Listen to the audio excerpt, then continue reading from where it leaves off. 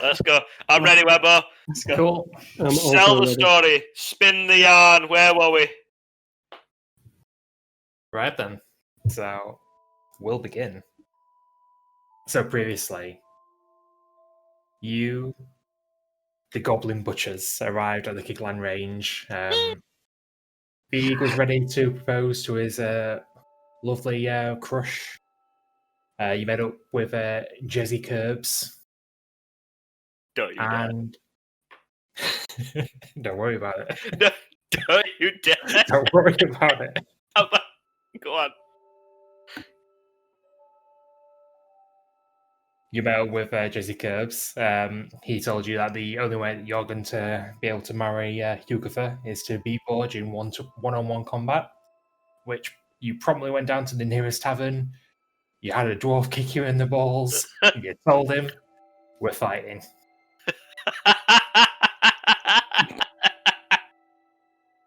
And fight you did. Big. You and Borge went into an arena and you won very handily. Easy. Meanwhile, Remio and Luminos, you're on the nearby peak, beating off a swarm of... Whoa. Oh, I might have misspoke. You fought a wave of hardballs that were trying to sabotage the fight. I've had a few to drink, guys. I make no apologies. You can't let Big know that while he were out there fighting for his life and we were just tossing off on top of an hill. I will literally Beating off. people off the hills. Beating off frantically a bunch of half orcs. You guys sound like you're having a great time. They were full orcs when we were done with them, I tell you. No taff about them, eh, Mark? And during this fight, Beak, you publicly denounced Yukifa, pretty much calling her out for being a petty, shallow bitch. Yeah. You won your fight, you went off to the pub, you celebrated until the early hours, and you were woken not to the sound of a quiet victory, but to screaming as the gate nearby was being broken down. After a bit of persuasion, you did eventually go to investigate, and you saw quite a scene. You saw a swarm of barbarians from the plains outside of a range. You saw a massive ogre, and also someone garbed in black armor. And yeah, we'll just dive right in. I want you to all to roll for initiative. No, wow. Oh, no. Yeah. No, I will like, right, Webbo, before I'm going into battle, do I perceive any potion sellers? You do not perceive any potion sellers. Everyone is ready for battle.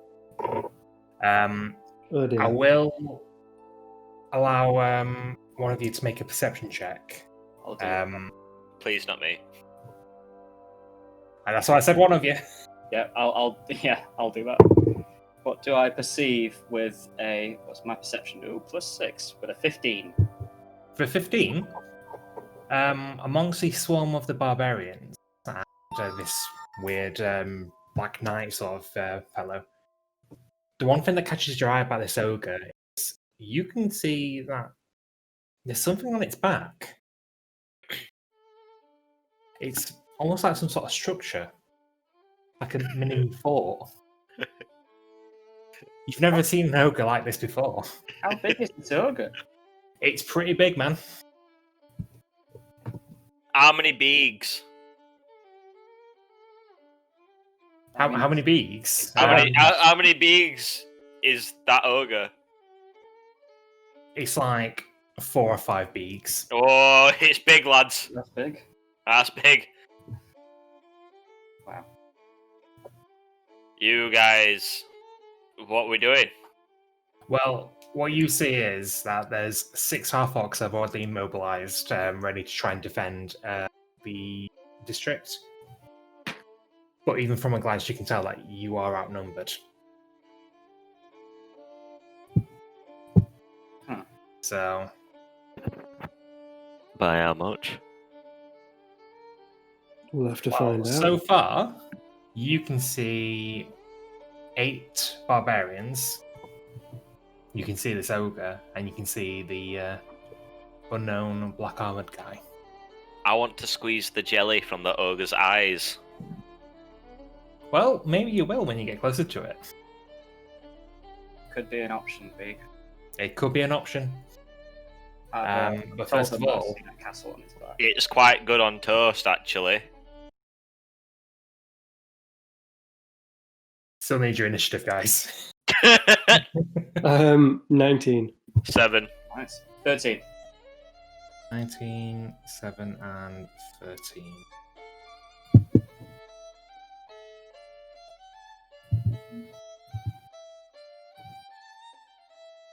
All right then. Is everyone loaded in? Yeah, Josh, yeah. on Astral. Oh, is Astral a thing? Yeah. This is going to be a big fight, man. Oh, oh, hey, hey, boys, it's gonna be a big fat bit. It's not logging me in. No, That's you've gonna got be a problem. yourself, but It's not logging me in. It's logged me in.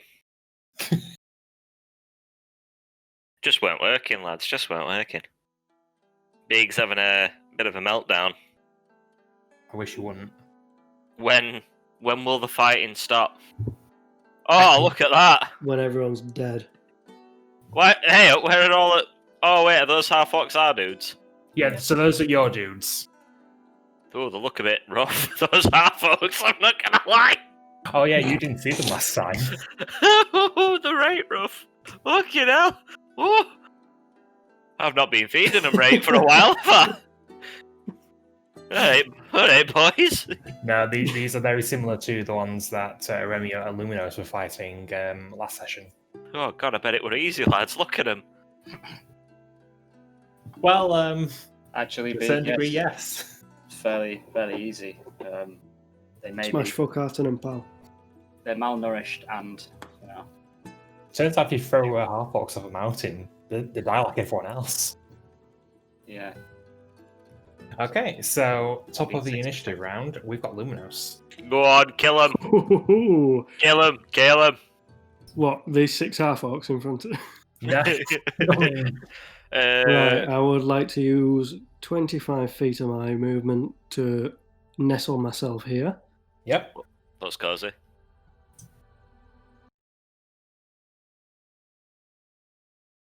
Right, so that's... Yeah, they're all... That's a lot of people. Yeah. Oh dear. But if range attacks until they get close, pick them off. Yeah, I think I'm going to cast Fireball into middle on them all. All right. I've been waiting to do this for a week. So that's a 20 foot. I think if I aim... Where do I aim? I'd like to aim it in the... At this one. Barbarian... Oh, well, yeah, this one. Okay. Because that will cover... Will that hit the ogre there? Yeah, it will, won't it? What's the range on the fireball It's itself? I think it's 20 feet. 20 foot sphere. 20 foot sphere. So 150 foot range, though. yeah, so if you were to hit this guy here, yeah, you'd easily get the ogre as well. All right, cool. Yeah, I'm going to aim it at that napper there. And that would be a 14 dex save. Yeah, so your targets have to make a save. So Yeah. bring everyone up. It's a half save as well, not a full save, which is awesome. Yeah, so unlike Wait, what? your cantrips where it's either a hit or a miss, if It's half damage. Still half damage. So they're getting hurt regardless. Nice. Taking them off. Okay then, so if it's from there.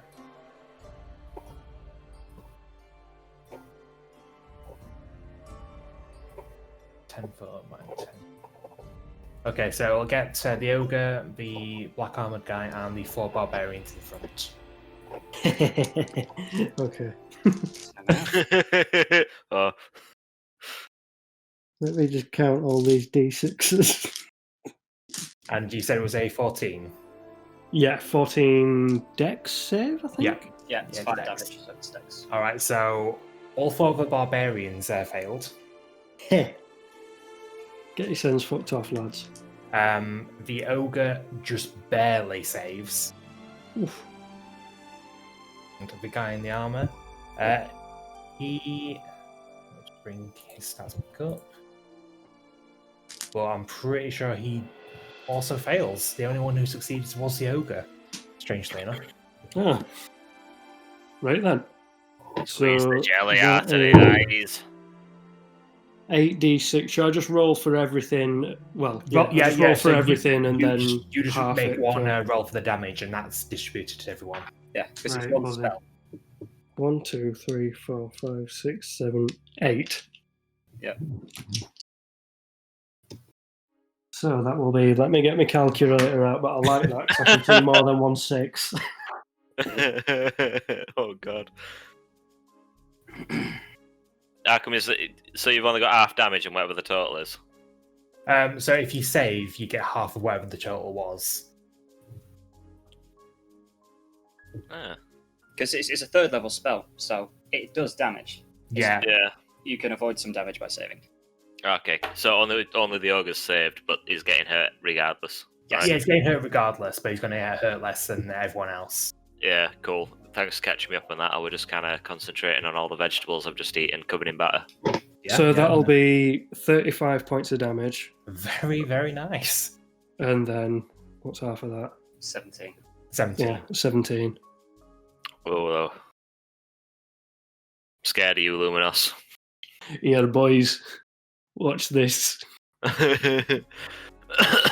That's all of them dead. That's this round sorted.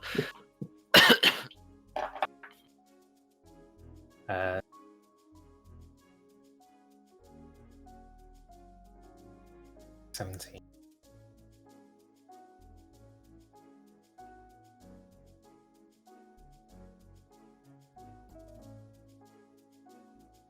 Oof. Actually,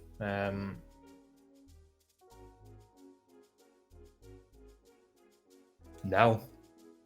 I just realised. No? No, the armored guy, he actually saves. Oh, tits. Yeah. So he only takes 17 points of damage. Only. Fucking What a little only. bitch. So, Luminos, you rush forward into the fray.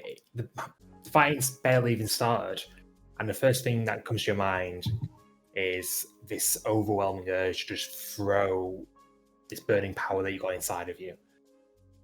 And the fire that you've usually thrown before, it just gets larger and larger. And as you throw it down, it explodes into the vicinity of the nearest barbarians. The flames lash out and nearly incinerate the barbarians that you can see in front of you. The ogre and the guy next to him, they get hurt by the flames, but they only get the edge of the explosion. The barbarians are still alive, they're still up, but they are very badly damaged from that attack. I'd like to look over my shoulder at the other boys and just thought, oh, they're all stood together. It'd be rude not to. Wisely The done. other half orcs that are just in front of you, they look over their shoulder and they're very surprised by this sudden reinforcement from yourself. Hey, boys, it's nice to meet you. I'm the short one. You should probably eat something. None of them respond, they're just bewildered from this dwarf that's just been throwing fireballs. From behind them, Yeah. over their heads. With no warning, it's not anything that you've really done before. I'm sorry, Okay. that's never happened to me before. Okay, so with that striking first response, you've actually managed to inspire these orcs into throwing themselves into the fray. So he will move there. Well, now there's definitely going to be collateral damage. Oh god. That same thing, but again. Perhaps avoid friendly casualties instantly. Yeah, I'm going to save that ship for now. All right. So unfortunately, they're not going enough range to actually get into the fray properly. It is now Iremio's go. Go on, Aremio. Toss a grenade in there. Well, I can't see much of anything with the vision that I've got, so I'm going to first move up to Luminous here so I can have a look.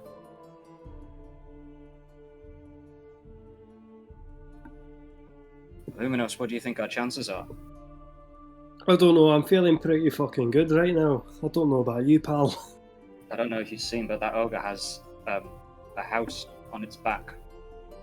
Aye, he's a big lad, but come on, I'm ready for a fucking scrap.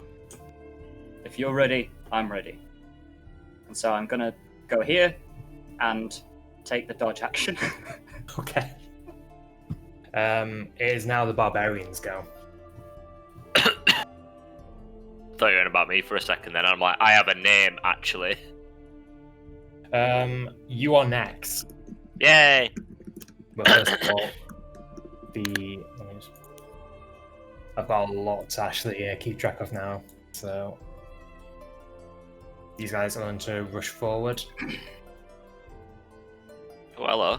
Oh, she's alright. And they're going to attack recklessly. Tets. So the first one we got. I don't like fighting people like me. The Well, first one is 19 to hit, so If that half orc dies already, I'll be so upset.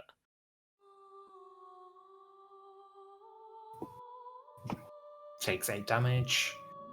So Barbarian comes forward screaming after seeing their ally just get torched.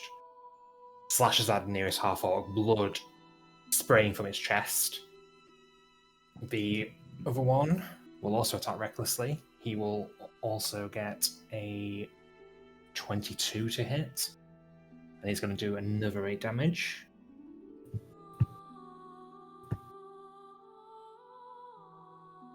Same thing's going to happen over here as well. But these two are going to come down, striking at the first half orc. Yep, and he hits as well. And again. You're quite close. Big, I'm not too worried about being able to extricate myself from close-ranged combat. I'm not sure I could say the same for you and our dwarf friend. I'm not moving. Big puss. From the fight? Is that like bag puss? Big puss. Big puss. Okay, so the other two are going to come down as well. Barbarian on the left does try and take a swipe at the half orc, but misses narrowly. The one on the right, however, he does hit. Wow, there's so many of them coming into view. I'm terrified about stepping 40 feet forwards. Oh, did you not see them when they were all stood together? No, not at all. And this one is going to run into the trees. Uh-oh. It's now Beag's go. Step 40 feet forwards to this place. Oh god. And I throw a spear at Barbarian 10. Yep, go ahead. Roll for damage. Recklessly. So I get a advantage. I get advantage. You don't get advantage, you just get a regular roll. How come? Because you've only got one eye. Oh, okay. Ooh, disadvantage on all ranged attacks. Yep. I only get a regular roll. Here we You only go. get a regular roll, Well, otherwise it'll be disadvantage. Okay. To read your item descriptions. Okay, so that is a 18 to hit. Does it happen? 18 to hit does happen. I will say that you don't need to attack recklessly for these guys because they've already done a reckless attack. Oh yeah, we get advantage on them anyway, don't we? Yeah, so you still cancelled out and doing a regular roll, but Well, can I throw 2 because I now have dual actions, right? yes, you can. Right, I'm gonna throw 2 of them. Here's the first one. It attacks for 7. And here's the second one. And it attacks for... Holy hell. 10. 17. 17 to hit. Yeah. Yep, 17 still hits. Roll for damage. Damage. Oh, no, damage. Oh, do I have to roll you gotta attack roll- on both? Yeah, you gotta roll attack on each one. Alright, cool. Well, that's a shame. I just rolled a 6 on that. Can we call that me attack roll if I actually roll? Yeah, if you actually hit, then you can. Yeah, I've roll done it. I've 100% done it. Cool. So 17 in total. 17 in total. Gonna say I don't want to get rid of my 6. No, that's a good one. That brings us to the ogre's go. Oh, is Barbarian 10 not dead? Oh, well, that's a So shame. he's not dead. Well, They may be enraged. oh, yeah, true. No, my bad. I was looking at the wrong one. With a 17, he is actually dead. Barbarian 10 perishes. You hear that, boys? Oh, they're gonna start dropping. Oh, that's gotta be a blow. Major blow. Not even got to us yet, and one of them's deed. All right then. So the ogre is going to come here. Uh-oh. He's going to pick up the body of the fallen barbarian, That's not right, that. and he's going to throw it.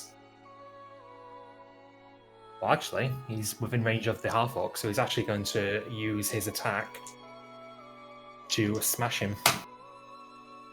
Oh no, half-orc 1. Why? Let's we'll call that one Stephen. No, don't name him! Then you get attached to him. We need to understand the weight of the situation. And he deals 13 damage to him. Half-orc 1 is on his last legs. Steve! Stephen, Steven!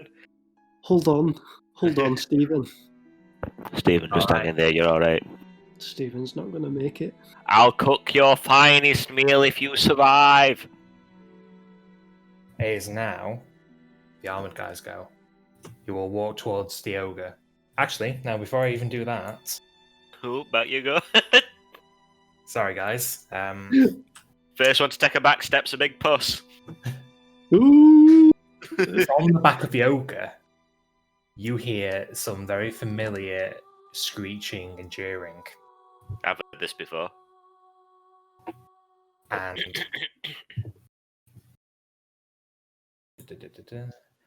you see an Yeah. arrow fly out from the back, hitting half-orc 1.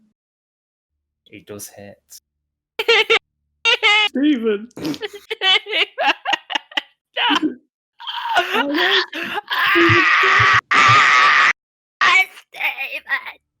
And then 3 more arrows fly out. Uh-oh.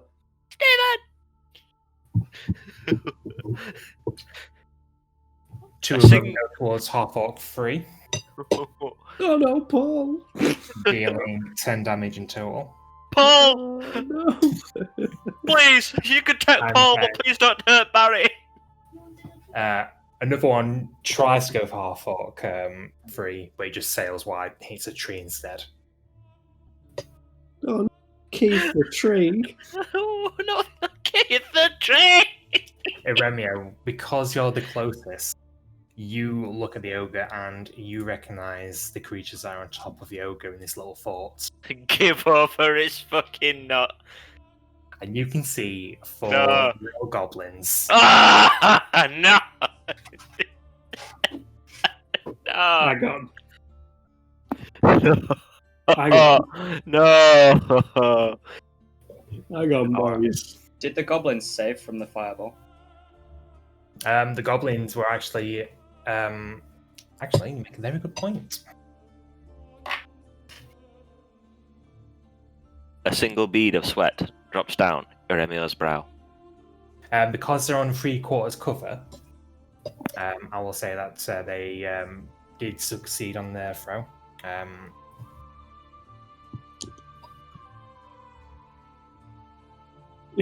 Could you imagine if they all failed and they all died before we even knew they were there? Indeed. So they do take a little bit of damage from that, but they are still kicking. Are still kicking.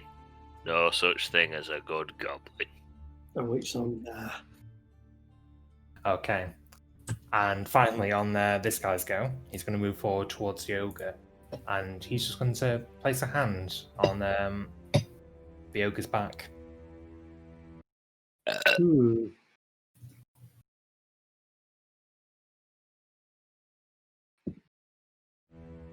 How did the goblins amass an army like this? I'm not sure it was the goblins bit. There may be something else in control of them. Now that's why you've got 10 intelligence and I've got 8. Let's not put numbers to this. What? What's number? I can't. What's numbers? All big note is Pan. All right, it is now Luminous's go. Right then, I think. Oh, I don't know whether to. No, I think I'm gonna sit back here, and I am going to. Where is it?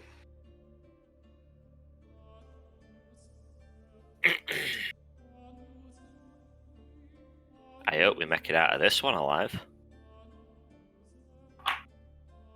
Oh, I'm torn between 2 different things to do. Escape is always an option, Big. For me, at least. For you? I'm not escaping, I don't need to. As a second level spell, I'm going to cast Scorching Ray. Okay. So you create 3 rays of fire and hurl them at targets within range. You can hurl them at one target or several. Okay. And I think I'd like to cast all 3 at this fella here. At the Okay. unknown fee. So that, am I right in thinking that'd be 3 different rolls, one for You'd each have to do one? 3 separate rolls, yeah. Right, cool. So that's, I'll just roll 3d20s. It's the And same spell that's, Caleb uses a lot. yeah, yeah. And I get +6 on the hits. So the first one will be a 23 to hit. 23 hits. The second one will also be a 23 to hit. Oh my god. And the third one will be a 15 to hit. 15 does not hit. Oh, Ooh. well, we're So gauging that- it now. That's two hits out of 3, so that will be 2d6 each. So in total, 6, 7, 8, 9. I just expect some ridiculous double, even triple digit number coming from Luminos every single time now. No, in total that'll be 12. 12 damage. It will. All right. That's insane. Average Okay, so the first ray strikes him in his chest. He wasn't expecting that. He was still busy tending to the ogre. The second one makes him stagger back just a bit, but the third one he swats away with his shield. Oh, did you see that? Oh, I think I'm going to use the rest of my turn to use my movement and move a bit further back here. First one to take the back step. You can get fucked. I can do damage from here. It's a wise move. All right then. So the surviving half orcs will make their goes now. The surviving half orc. Barry! Come on, Paul. Against the barbarians, they can at least do all their attacks with advantage because they did reckless last round. Oh, nice. Ooh. Yeah, go on then, get in there, boys. Go on, you cheeky little sons of bitches. Before the barbarians die now. Wow. So half orc 2, he makes a solid strike with his hand axe. Deals 6 damage. Half orc 3. He's going to try and go for the one on his left, and he succeeds. Nice. Half orc 4. He is going to. He's trying not to be as close to the ogre as he can, so he's going to move here instead. And he's going to take a swipe, which just hits.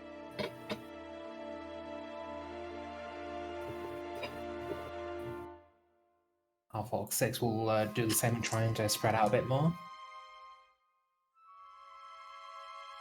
Hitting as well. And half orc 5 will loop around and do the same thing. Well, good formation, that, boys. Everyone's checked. That barbarian won. Remio is annoyed that half orc 5 has taken his spot. I'm sure you'll be able to All sorts. let him know. In hell.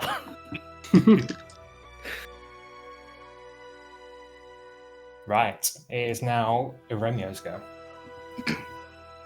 So I'm annoyed that half orc 5 has taken my spot. So I'm gonna fly very quickly, like tippy tappy steps behind the half orcs and Naruto running. at the wolf headdressed barbarian. Alright, the one on the left. Mm-hmm.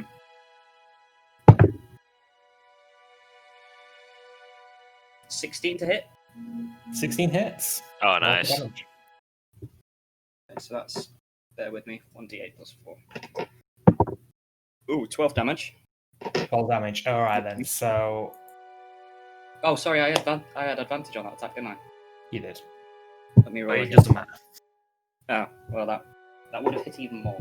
So, in addition to the wounds that it sustained from the initial fireball, you strike against skin with your staff, and he howls out in agonizing pain, falls to his knees, and crumples.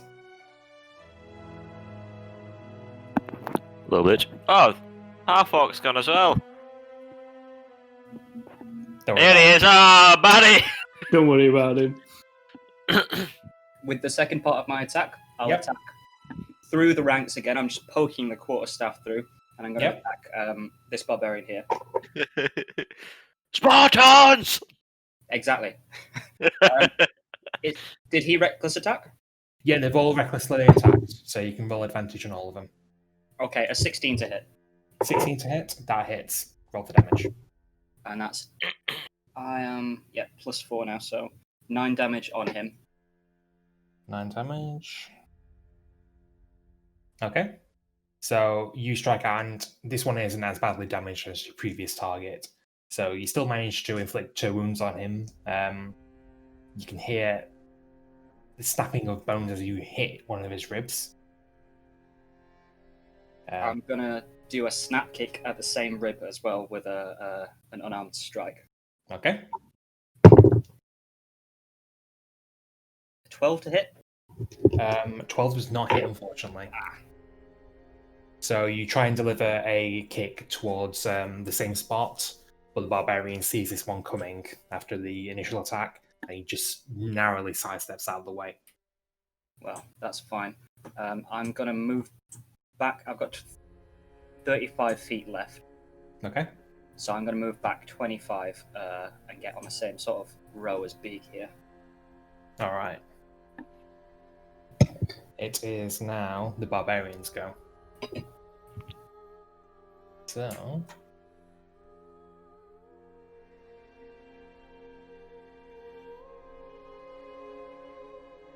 This one is going to come round and flank half-orc 6. Oh, no! And yes, she hits.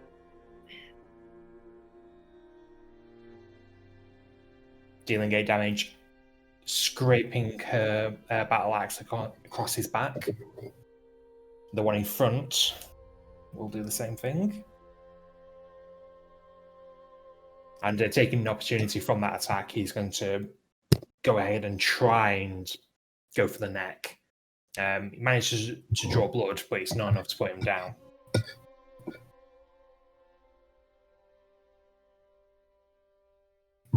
He's still alive.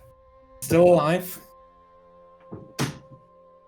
The one up here, he tries to go for an attack, but he just narrowly misses. Half-orc 3. This barbarian is going to sidestep, moving towards half-orc 5. He does take an attack of opportunity from half-orc 2, which does hit. Does he? He's still in melee. Oh yeah, he's still within melee range. You're right. My bad. You have to be fair to the enemy. Yep. Apparently. But yeah, he makes a good hit against the leg as he sidesteps forward. Well, to the side even. And then the 2 on the side. Opportunity attack. No. uh, Not today. He hits, and so does the other one.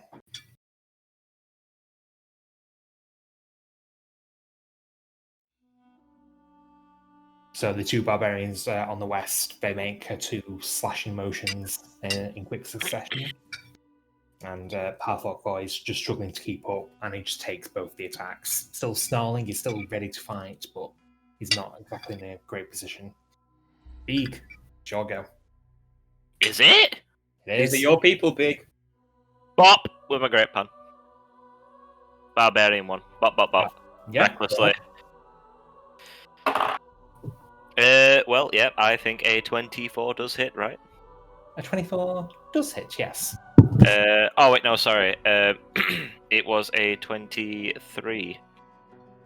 Does that hit? Ooh, yeah, it still hits. Cool. I do the boppings, and I bop for 10. But I do it again. I think that one bop wasn't quite enough, so I bop again. Do I still get advantage on this roll? Yeah, you still get advantage. Sick. I bop again. Does a 16 hit? A 16 does hit. Oh, fucking sweet. Righto. I hit again, this time. For 7. For 7. Yes. Okay. So, Big, I just bop again. Big, you rush forward, your great pan in hand, and you bring down your pan on this barbarian's head. The concussion makes her shudder. She turns around to see who would dare try and sneak attack, and you just backhand her with the pan. She spins around. She's still on her feet. She's still ready to fight, but that was a solid hit. I also activate Rage. And you rage. Couldn't have done that before. The bonuses. Yeah, but hey ho, what are you going to do? It is now the ogre's go. And he's going to move forward. And he's going to pick up half-orc 2. And he's going to hit half-orc 5. You fucking... I think maybe we should be attacking that dude. Actually, no, my mistake. He can't do that just yet. No, but he will attack and try and pick up half-orc 2. And yeah, that hits. So half-orc 2 takes 11 points of damage. Wow. And he's dead now. Oh, Barry. But yeah, he is now the ogre's weapon. Barry! They'll start firing their arrows as well. Barry! Barry, no! If I see you little fuckers put your head up there one more time. Alright then, so they're going to focus their efforts on Half-Orc 4. One arrow hits, the other one just sails up wide. And the other two, one of them gets a crit and strikes Half-Orc through the neck. And the other one just barely hits as well. So Half-Orc 4, he's on his knees. Even though he was ready to fight, that last arrow that went through his neck, it's taking the wind out of his sails. And he's not going to make it. No! It is now Paladin's go. The what? That what? My bad. Oh well.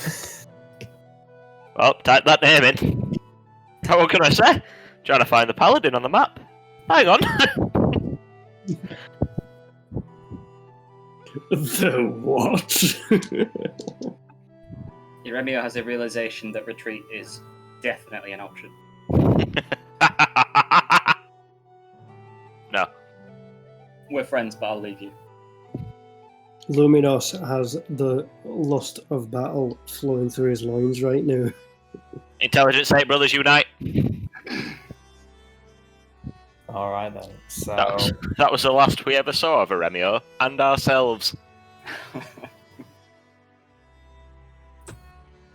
As his bonus action, he would like to go after Luminos, but because he's backed up, he's instead going to go after the monk instead. And he's got a spiritual weapon.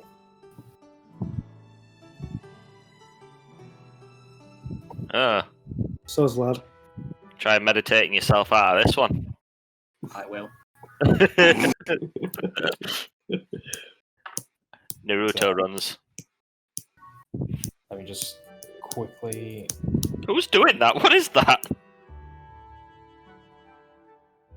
So, for all intents and purposes, this is the spiritual weapon. And... Does it have to look like Lychee Geraldo? It doesn't have to, but I don't have an icon saved, so... No, I don't mind. And that is a 19 to hit. Yeah, that hits. Cool. Cool. So the Imperial weapon slices towards you, Romeo, and does 4 points of force damage. Force damage, ouch. It does It's an 33. Imperial weapon. Yeah. What difference does that make? It means they can't fight back. Oh. Eremio the cripple.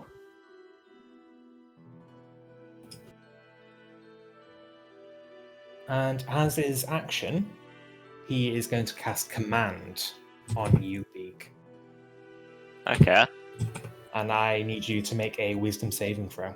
Oh, it's not very good.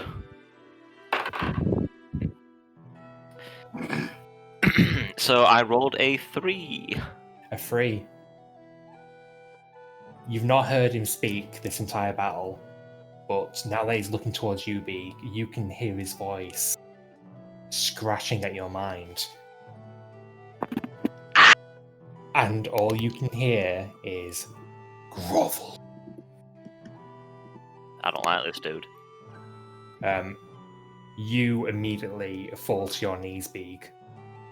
Your pan clatters to the ground. It is Alright. now Luminos's go.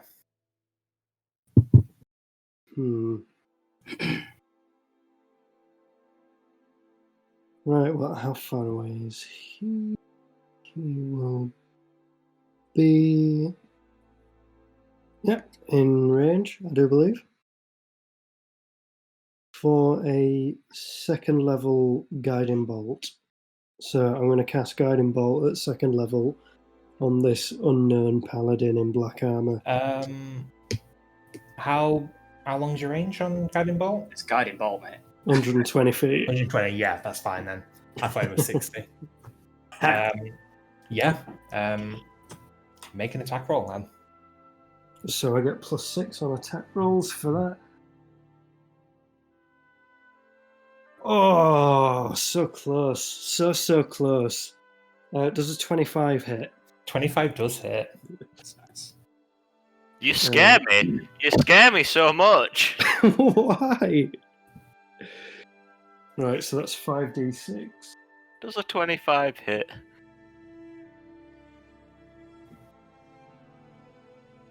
Is that 5? Yeah.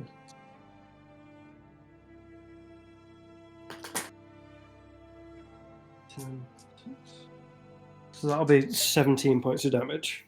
17 points of damage. All right. So after seeing this armored knight seemingly interfere with your friends, you decide enough's enough, and you channel this luminous energy into your palm again, and taking careful aim, you fire down the path. Narrowly misses the ogre's ear. The few of the goblins screech as it soars by, and it collides with this being's armor. It almost seems to meld into it, but you can see him stagger back. It definitely hit. It definitely had an effect.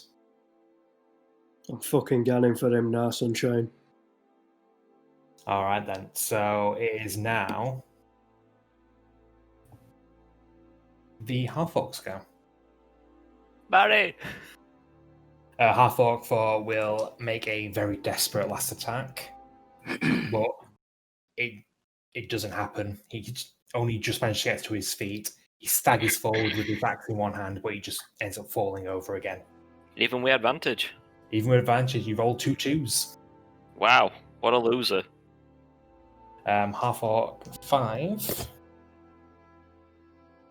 didn't fare much better. He did just manage to get his attack in, though. So, against this guy...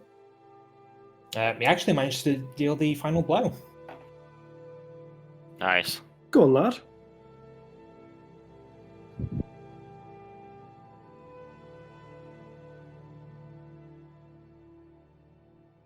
Had him overlapping, that's all. So yeah, this one, he charges forward, he jumps onto this guy, pinning him to the ground, and with his axe, straight across the neck. That barbarian is done. Half-orc 3, he will make another attack. He's actually going to try and loop round. And he's going to try and go for the paladin. Whoa, balls dragging behind him. Huge balls dragging behind him. And he jumps, and with his Would he get a axe in one critical? hand, a war cry in the other, well, a war cry ringing through the air as he does so. He tries to go for the neck as well, but he just gets swatted away by the paladin shield instead. No effect. Oh, okay, well.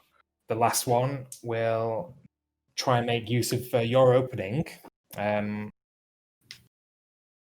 he's going to go for the one in front of him. And he actually gets a crit.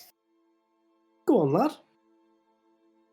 And he Is it deals... Yeah.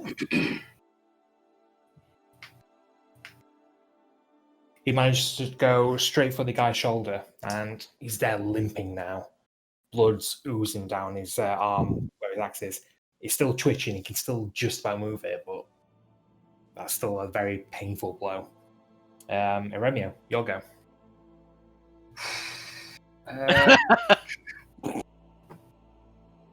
Iremio pushes the spiritual weapon out of the way and runs up to the ogre. Spiritual weapons don't provoke. Because I can't attack it, so I don't think it should provoke an attack of opportunity.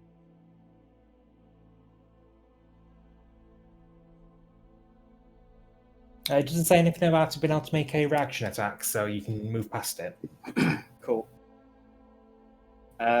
Using my monkly insight, I'm going to understand that there's a key point in the knee of most creatures. So I'm going to bring my staff around and jab it sideways into the ogre's knee. Okay then. Big Dick Remio. 22 to hit. 22 to hit. Should have just chipped him up. Huge balls. Dragging behind him. 22 does hit. 22 hits. I hate how we had to check for that. Yeah. Now, I've got a lot of tabs open. It's been a struggle to actually get everything together. That's 11 damage. 11 damage. And I'm going to burn a key point as I've aimed for that specific part. And maybe it's not the greatest idea on this guy, but I'd like him to make a Constitution saving throw, or be stunned. DC's 14. He gets a 8. DC's 14. He's stunned. All right then. Beautiful. So the ogre just sort the pain from you hitting his knee just causes his whole body to shudder. The bodies that he had in his arms just fall to the floor. As the second part of my attack, I will now attack with advantage. Okay. And I'm going to aim for that same key point as well, trying to disturb the energy with him. So 17 to hit. 17 hits, yeah. Ooh. And that's 8 damage on that one. 8 damage, okay. And having stunned the ogre and done a little bit of damage to him, Jeremio is going to move 10 feet. Where was I before? I was here. You were, I want to say here. Okay, so yeah, 25, 35. I'm going to move here. Okay. And I'm just going to headbutt this barbarian. Okay. Did she attack recklessly? Hey, she did. So we'll say that these barbarians are just attacking recklessly all the time. Okay, fair enough. So that's a 21 to hit with a headbutt. All right. Yep. Roll for damage. Am I at D6s? Oh, I am, yes. Well now, well. And that's 10 damage. 10 damage. Okay, so still reeling from the earlier double attack from Beeg. She wasn't expecting you to come up towards the side and just headbutt her. Big blow staggers her a bit, and she's a bit conflicted about who to go for.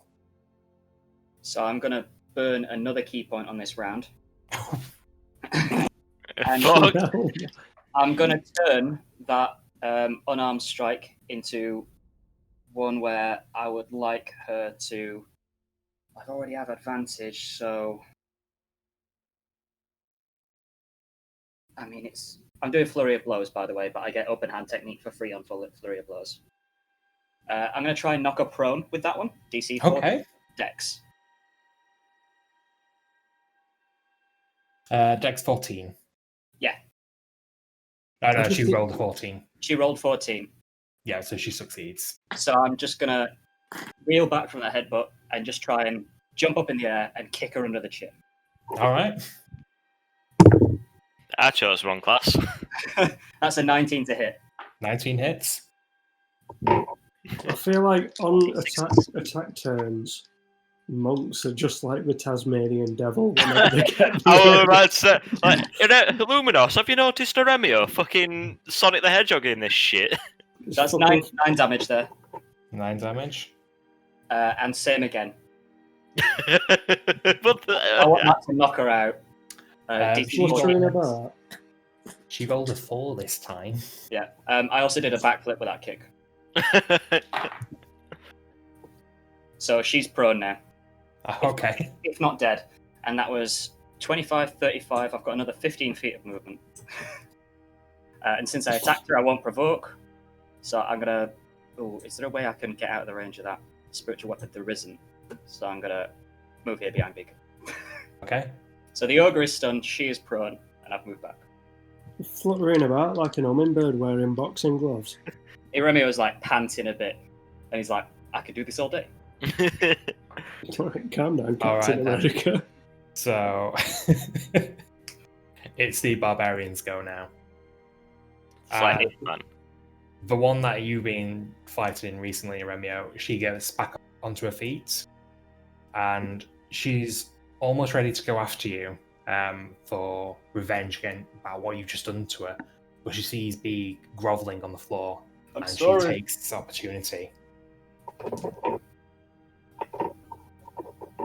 And somehow, well, with the blows that you've inflicted upon her already, her vision is blurred and going all over the place.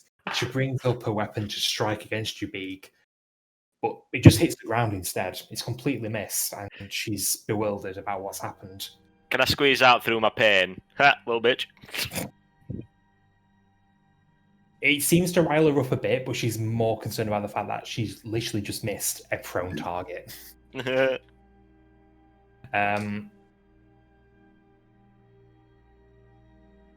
barbarian on the far left, she will roll, and she hits.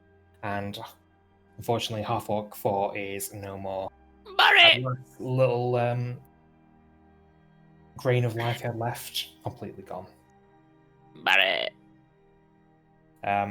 The barbarian here will take his opportunity to loop around and strike against you, Big. Oh, Barry! And this time he hits. How much for? He hits for 8 damage, so half to 4 for you, because you're still raging. Easy. It was like a tickle. Very, very angry, but on the floor, you're like, throwing a paddy.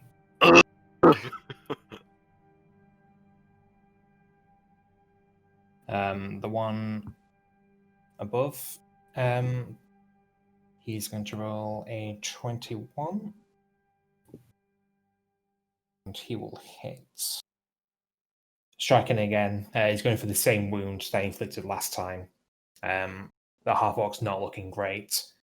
And the last remaining barbarian will try and strike against the one that went after his master.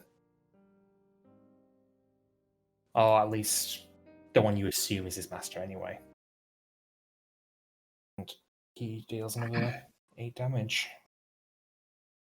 The half-orcs are not looking well at this point. And you can hear there's more sounds from behind this fight. It is your go. Oh, actually, let me just check, because... No, you just fall prone. So yeah, you can get up off the floor now, Big, but that will cost half your movement. Yep, I do that. And yeah, you can make your turn as normal now. Oh, so whatever he did to me only lasted for 1 round. It only lasted for that 1 round. Alright, cool. Well, I'm pissed as fuck, so I fucking smacked the fuck out of Barbarian Thought right in front of me. Alright. Trust me. Roll to attack. Recklessly, by the way. You needn't. Oh. You would need to this time because there wouldn't have been any need for them to attack recklessly the last turn. Yeah. Fucking 10 intelligence. Don't know how to use it. 18 to hit. 18 to hit. 18 Yep. hits. Go ahead and roll for damage. I hit her for 11. No, 9, sorry. 9? That's just enough. Beautiful. So with your pan, you deliver another backhand to her face, and she spins around again this time, but she falls over from the impact. She's not moving anymore. I've got another action, don't I? You do. You can make another attack. Cool. And then I spin round, Crash Bandicoot-like, and Barbarian 8 in the face with another bit of a pan strike. Recklessly again. I think reckless attack makes your attack action. Reckless. Yeah, if you use reckless, then all of your attacks become advantage. Cool. Well, that was shit. It's not 2 separate attack things, it's that your attack does twice. Oh, wait. So do I need to roll for attack or Yeah, what? you still need to roll for each individual attack. Okay. Yeah. Sound. So yeah, does... 1 minute, what have I got here? Does a 12 hit? 12 doesn't hit. Nah. So after seeing how you dispatched with its ally, this barbarian, he ducks as you do your Crash Bandicoot spin. And he's there just waiting for the opportune moment to strike back against your beak. Just waiting, is he? Just Yeah. like, and I'm waiting as well. just staring Well, at each other. even though you managed to dodge your attack, you're still very dangerous when you're spinning around with a massive. It would be the ogre's go, but he's still stunned for this round. He's stunned until the end of my next turn. Okay, yeah, that makes sense. The goblins on his back, however, they will continue to fire arrows. First one hits the half-orc that went off to the dark armored paladin, and straight for the neck again. Falls to the floor, limp, lifeless. The remaining 3, 2 of them hit half-orc 5, dealing 10 damage in total. Still alive, but only barely. Fuck, 5. The 4th arrow hits the ground very close to it, but doesn't make impact. And now, this guy is going to move forward. So hang on, let me just move these fucking tokens out of the way. What tokens? Hey, don't worry about it. What tokens? This guy on behind the screen. No, I keep on hiding them when I should be deleting them. Share your screen, Webber. Yeah, sure. And he's going to draw his longsword now. And he's going to strike against half-orc 5.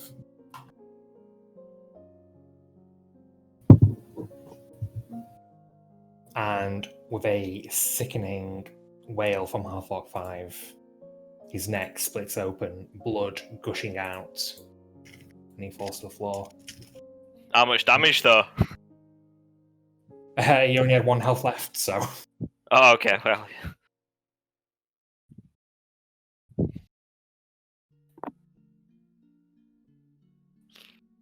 Okay. And for his bonus action, he will continue to use his spiritual weapon to chase after Romeo. Ah, And he got a 17 to hit. just hits. This time it does 8 force damage. Hey, As it slashes against you again, it's ripping holes in the fabric of your robes. oh, now I'm pissed. Okay, it goes back up to Luminos. I shout at Luminos. There's not much collateral damage to be had. I'm going to look over and think, right, you are, and I would like, as a 3rd level spell, to plonk a fireball aiming at the house on the ogre's back. Okay. What was that? I shan't say a thing. Okay, seeing as you're aiming for the actual fort itself, I will say that anyone else around it, apart from Yoga, will have advantage on their roll. Yeah, that's understandable. So, that, if you go So- for that. Dex 14.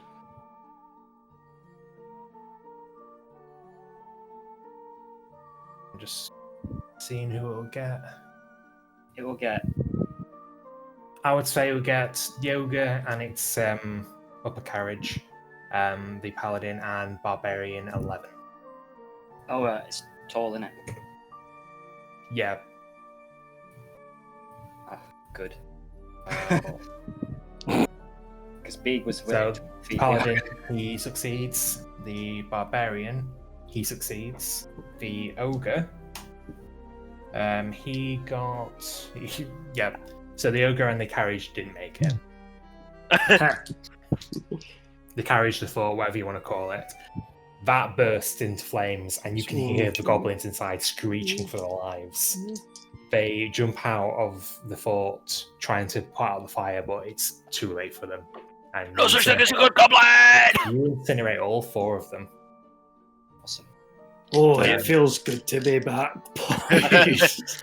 Beautiful, You champ. didn't roll for damage, did you? No, I didn't. Should probably do that first. Yeah. I mean, I hope they all die. Oh, mate, there's 3 6s in this. All right, well, you're happy to know that the goblins are dead then? 12, 18, 22, 23, 25, 26, 27, 28, 29, 32. 32 is full damage. Cool. So 16 damage to him and him.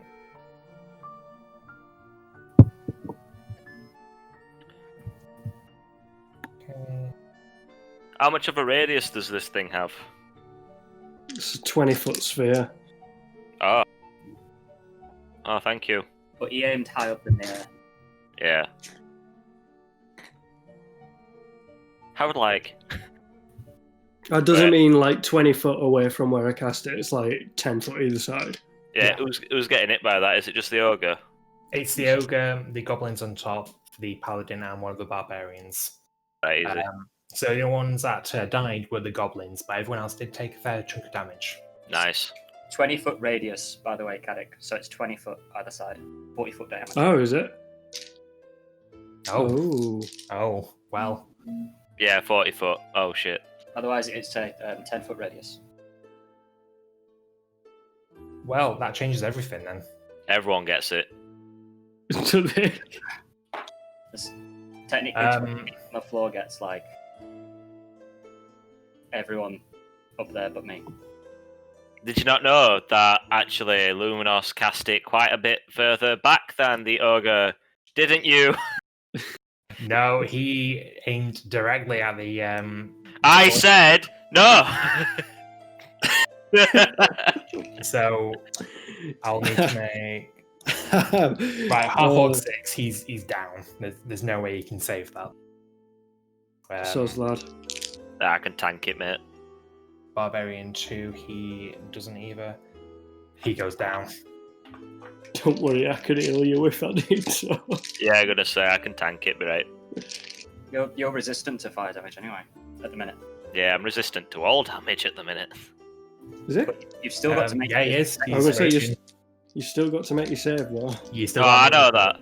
I won't argue in that, but if I get attacked. But you do get advantage on that save.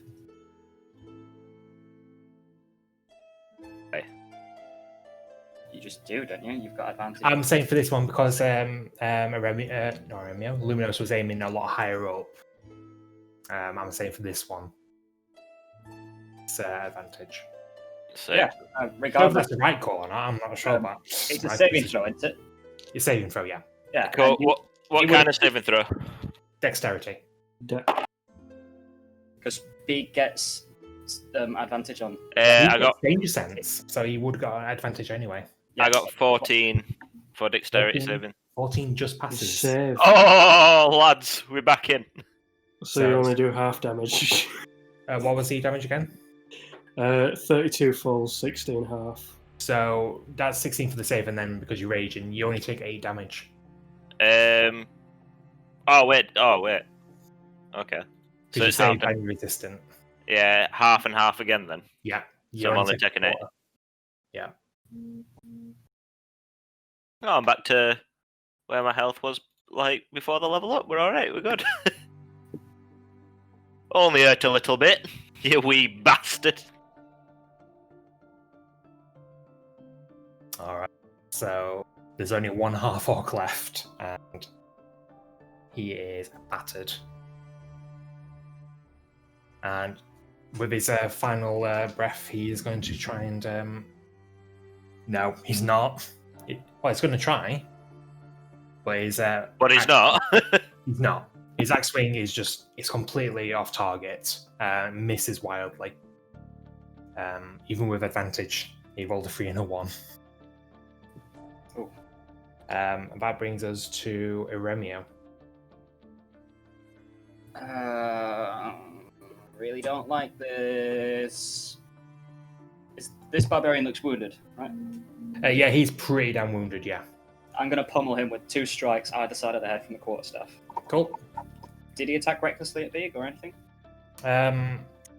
Last turn, he wouldn't have because Beak was prone. Fair enough. First strike is an 18 to hit, 18 hits. and that's 12 damage from that. 12 damage. Okay, so where are you striking him? One side of the head. One side of head.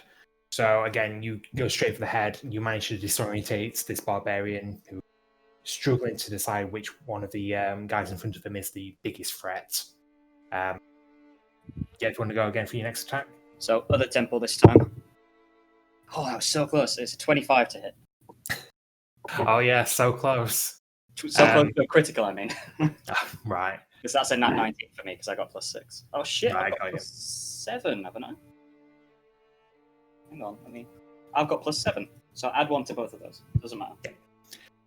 You still hit, and he's only Yeah. got 2 health left. So with that other whack to the head, you've done enough damage to this guy's head that he just falls over.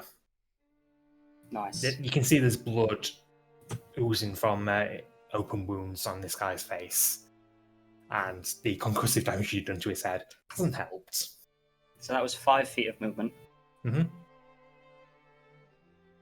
I'm going to make it 20 feet of movement and saunter up to the paladin. Okay. You're approaching me! I'm going to do a flurry of blows, and I'm going to aim for where there's gaps in the armor with 2 iron-hard fingers, and I'm just going to jab really hard. Okay, roll to attack. +7, 22 to hit. 22 hits. Roll for damage. It's a D6 now. Oh, it's only... That's 5 damage. 5 damage. Okay. And I'd like to try and stun him. Okay. What's the roll for that? It's a Constitution DC 14.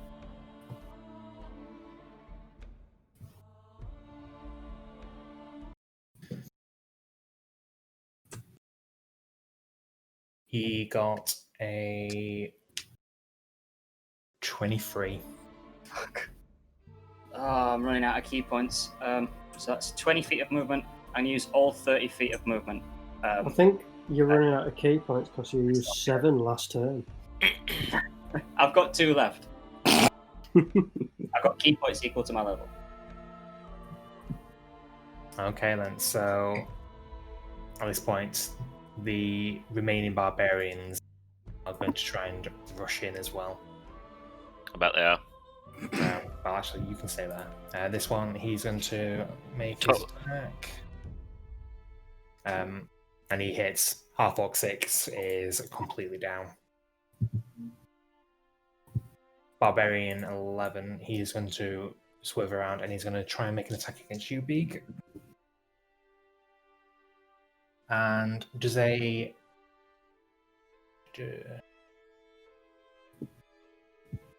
19 hit. Yes, a 19 does hit. Okay then, so 8 damage rounded down to 4. Oh, I'm tanking. Yep, well, that's your job. Tanking, boys. Dirty tanking bastard. Alright then, Beak, it's your go now. I'm like, whoa, what the fuck, bro? Where'd you come from, bro? And I bop him. Recklessly. Roll to attack.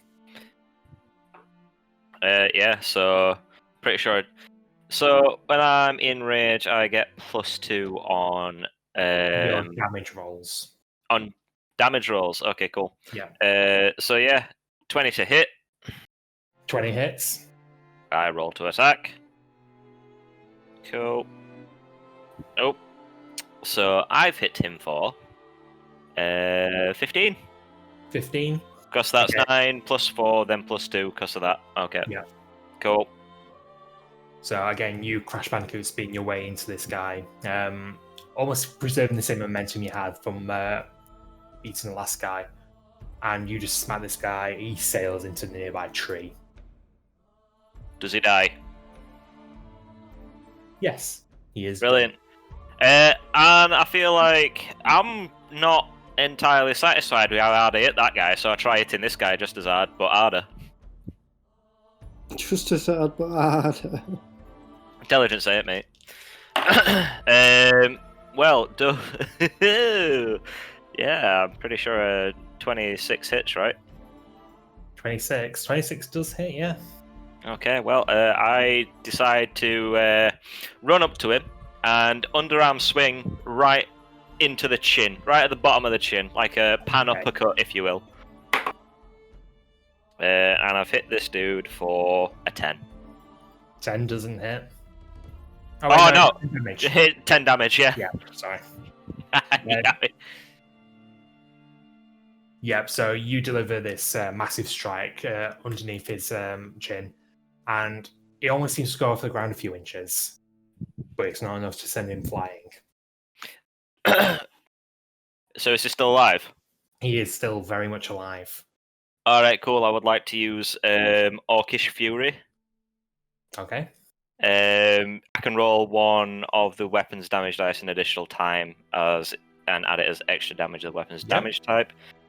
So I don't think I have to roll to attack on that one because I've already hit the dude, right? No, that's in addition to. Alright, cool. And I go, well, that weren't great. And then I just fucking do it again. Hang on, you've already made one attack already. You've already made both your attacks. I've done 2 attacks, but I've got this thing called Orcish Fury. Yeah. I thought that's what you already rolled. Yeah. Yeah, if you roll for that then. Yeah, rolled for that. And then I've hit him for... Wow. Well, I rolled a 12, so I've hit him for 16. Yeah, it's just 12 because it's in addition to your last attack. Oh, yeah, cool. Yeah, 12 then, yeah. So, Normally you'd have to say that you're using Orcish Fury before that attack. yeah. If that's the case, then I can scratch that and just not. I will let you have it this time, but in the future, you should. I've got to do it before. Yeah. Okay. But yeah, even with that, you've dealt a very powerful blow to him, but he's still on his feet. Christ. How? Well, what's this guy made of? Pure muscle, apparently. What a dick. He's Alright. very hurt, though. Alright, and I'm standing my ground, I think. Yep. Right. It is now the ogre's go, who is no longer stunned. Great. And he's going to move. Well, he was here. Can he? I'm praying he doesn't have that much movement. The ogre sets off on a walk, turns into a run, and he comes towards you. A mile or more. He is not happy that you stunned him last time. Has he realised that his little collection of my Sylvanial families has come from his back? He's not smart enough for that, unfortunately. But he knows about the little bold monk that hit his knee and probably dealt more pain to him physically than he has in a while. Fireballs exploded. Thumped. I just need a quick wee. Yep, that's fine. You've already had your go. So Aremio, Dies. that is a 22 to hit. Yeah, that hits. Right. You take 11 bludgeoning damage, and you are now grappled. Oh, shoot. I was hoping that he didn't have something like that. Why is it always you? What are you on about? It's always you that gets grabbed. And it is now the paladin's go. And That's me he's down. going to take a quick moment. He's going to focus on his wounds. And he's going to replenish. Once I find where that is. Of course, he's a paladin. He's got lay on hands. I need a minute, boys. Let me just go and touch me, son. Well, it's going to be one of those games, isn't it? I didn't make things great from the beginning. Oh no, this encounter's been fucking sound as fuck. This. I just imagine him going on, just sitting at back and rubbing him, son. He is going to move a little bit further forward at this point. and he's going to use his bonus action to have the sword move towards you, Luminous. Bet he is. Come on then, you thunt. What? You never heard that before? I haven't, but I can gather what it meant. Lemio, how much damage? Have you seen what I'm fighting? No. So Luminous, the sword charges towards you. It keeps going. It's getting breakneck speed, and he just sails straight past you. Boys, what was that?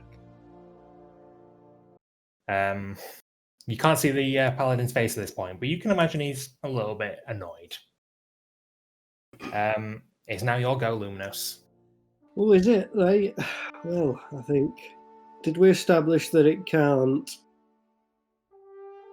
It can't invoke an attack of opportunity, can it? The spiritual weapon cannot. It doesn't mention anything about it being able to. Not sentient or a controlled thing. Cool. Well, I will use 25 foot of movement to go here. Okay.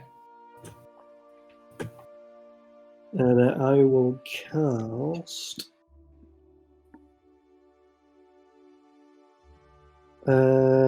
Just as a cantrip, I'd like to cast Toll the Dead on the paladin. Okay. So that's a Wisdom 14. Wisdom 14. Let me just bring up his. He gets a 14. Oh, what a little bitch. Paladins are very good at their saves. That's me then, boys. Alright then. So it is now, well, it would be the half-orcs go, but they're all dead now. Eremio, you can make a dexterity check for me. Like, just straight up dex check. Yeah. 9. 9. You try and squirm in this ogre's grasp, but it's not enough. He's got you clenched tightly. That's fine. I'm gonna jab any soft bits that I can reach with my quarterstaff. Let me just check if you can actually do that while grappled.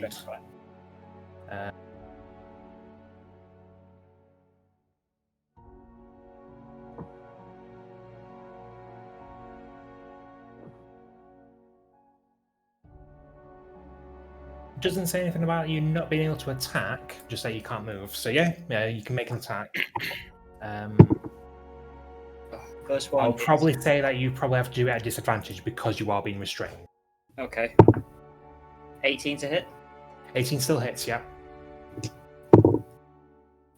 I always think when it's underlined, it means like it's the biggest number that dice can roll, but that's obviously not right because that's a 6 on a d8. 10 damage there. 10 damage. Okay, so with your staff in your hand, even though you are restrained, you do manage to just jam and apply pressure towards its muscle. It still howls in pain, but it's not letting go. I'm going to spin my staff and go for the same spot again. You are holding a very dangerous potato. Still disadvantage, yeah? Yeah, still disadvantage while it's holding you. That is 10. 10 to hit? Yeah. No. So this time you're not able to put on as much pressure as you would have liked. Okay. It doesn't even flinch from the attack. I'm enraged. I'm spending a key point, and I'm going to use Flurry of Blows to try and punch in between the knuckles of the hand that's holding me. So my first attack is a 9, which doesn't hit. The second attack is a 20.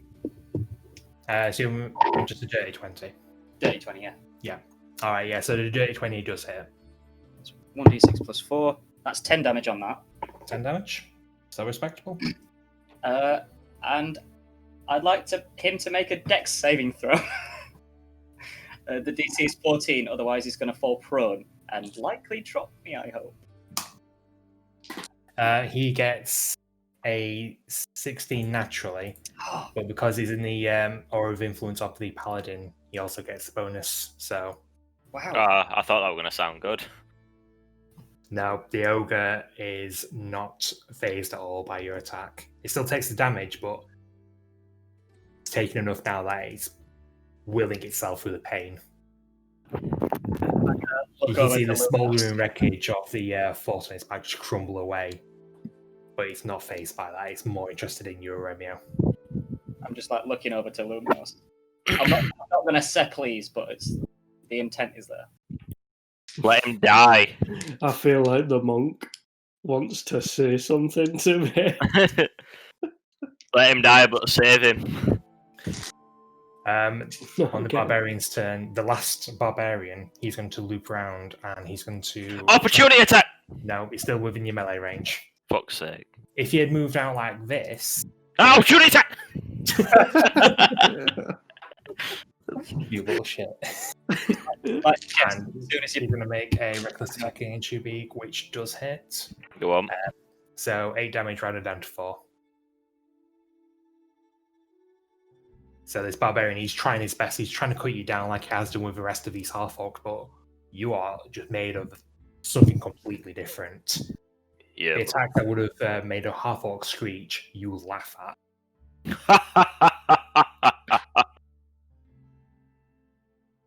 Wait, are you really at 4 HP? Right. But I say, I'm pretty sure I didn't hurt you that bad. No, it's something I didn't put it on from last time. I did on D&D and Beyond, but not on this. Yeah, that's fine. Beak, it's your go now. Fucking hit him back. Just grab me pan and just wallop him one on the head. I'm like, I've had enough of thee. Obviously, recklessly. Oh, wait a minute. Okay, 1 sec. Can I do it? I fucked it. 13 don't hit, does it? 13 just hits. Boy. Roll to attack. I hit him for 17. 17? Yep. Across 2 attacks, right? No, that's just one attack. No, just the 1 attack. I rolled an 11, then it's +4, then it's +2. Yep, because it's still raging. As long as you're either dealing or receiving damage, your rage just continues. Euremio's flailing about, but he looked impressed. So, you slam your great pan into this guy's stomach, you wind him, and with that opportunity, you just slam him into the chin again, and you watch as he sails off towards the feet of the paladin. Amazing. Still gotta go, Anna. You've got half an attack left. Yeah, you've got your movement and your attack. Right, I come up behind this dude, and I go, hello! And I hit him. Roll to attack. Recklessly and all. 1 minute, can I also do Blood Fury on him as well? You may designate him as your target, yes. He is my target that I am designating my Blood Fury upon. Cool. I rolled a natural 20. Fucking hell. Go on, lad. Okay, so that doubles the attack, right? What? Because you're now using Blood Fury and you've just had a crit, you're essentially tripling. Alright, cool. So am I just rolling once? Or am I rolling 3 times? We said that we right, so you roll double the dice, and then whatever you get, you then get another half of that. 2. I know it sounds confusing, but Okay. That That were just shit anyway. I rolled a 2 and a 1. oh, So that's just +4 to that, and then +2 in it. yeah. So that was 2, 1, 4, 5, 6, 7, 8, 9, and then another 13 damage. Well, it's yeah, it could have been It's better. still damage. Still damage. Tis where it is. You still managed to knock him a bit. It wasn't nothing, but he's still on his feet. I don't like these feet. And he looks at you now, Begins. So, you're next. Oh, yeah. Alright. Remy was like, wee! It is now the ogre's go. And he squeezed. And he is going to throw Iremio at Luminos. All right. That's fucked up my plan for next go. Would I technically be falling? You're going to be taking damage from this Iremio. That's why I'm asking. Would I technically be falling? You would technically be falling, and I know what you're going to do now that you've mentioned that. And yes. Okay. How much damage do I take? So, first of all, Luminos, does a 19 hit? A 19 does hit. Alright then, so... Technically, because Iremio is flaming through the air, soaring towards you, because he's going to be using his slow fall, he slows down to such a speed that he still hits you, but you don't really take much damage. It's 13 damage, I believe. I can reduce it by 25. Yeah, so you still collide, but you don't take any damage. That's amazing. Right, okay then. While I'm flailing through the air, I just sort of think like, oh, I'm falling to the side. And then like just avatar state, boom, boom. So you're now here, Iremio. And the ogre, frustrated that nothing's actually happened from that, is going to turn around and he's going to charge towards Beak. Are you joking? He can't do anything because he's just used his attack. And it is now the Paladin's go. You little bitch. Come on. Stop trying to hit me! I'm here! I forgot how far spiritual weapons can move. Oh, that's a shame, isn't it? I'm in danger. I'm in danger! That was alright. Don't worry about me, lads. I got this all under control. I'm not worrying about that's still got 35 health left. Exactly. The spiritual weapon's not an arrow, is it? No, it's a... Don't you fucking dare. Monk shit.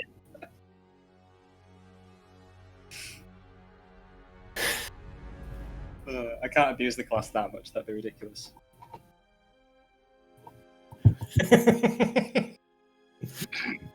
Beak, the Paladin turns towards you and he goes, I think you'll be best suited coming with me.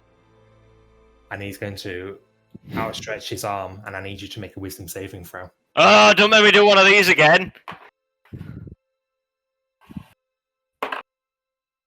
Does an 8 save me? Beak, you're ready to laugh at this seemingly meaningless challenge. And as you bring up your limbs to try and strike against this guy, you freeze.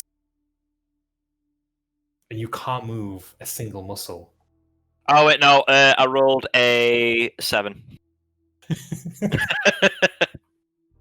And Beak explodes. No. Oh, fuck. My heart just dropped. But you do fall over prone, and you cannot move. I'm pretty shite at these wisdom saving throws. I've not taken any damage, though. You've not taken any damage, you're just paralyzed now. Easy. And he is going to move backwards. And you can hear him shout out, the rest are yours.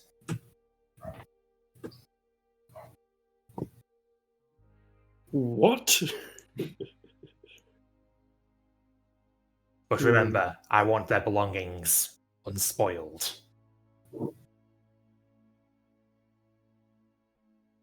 Luminos, it's now your go. Where the fuck does he think he's going? Right. You can't just...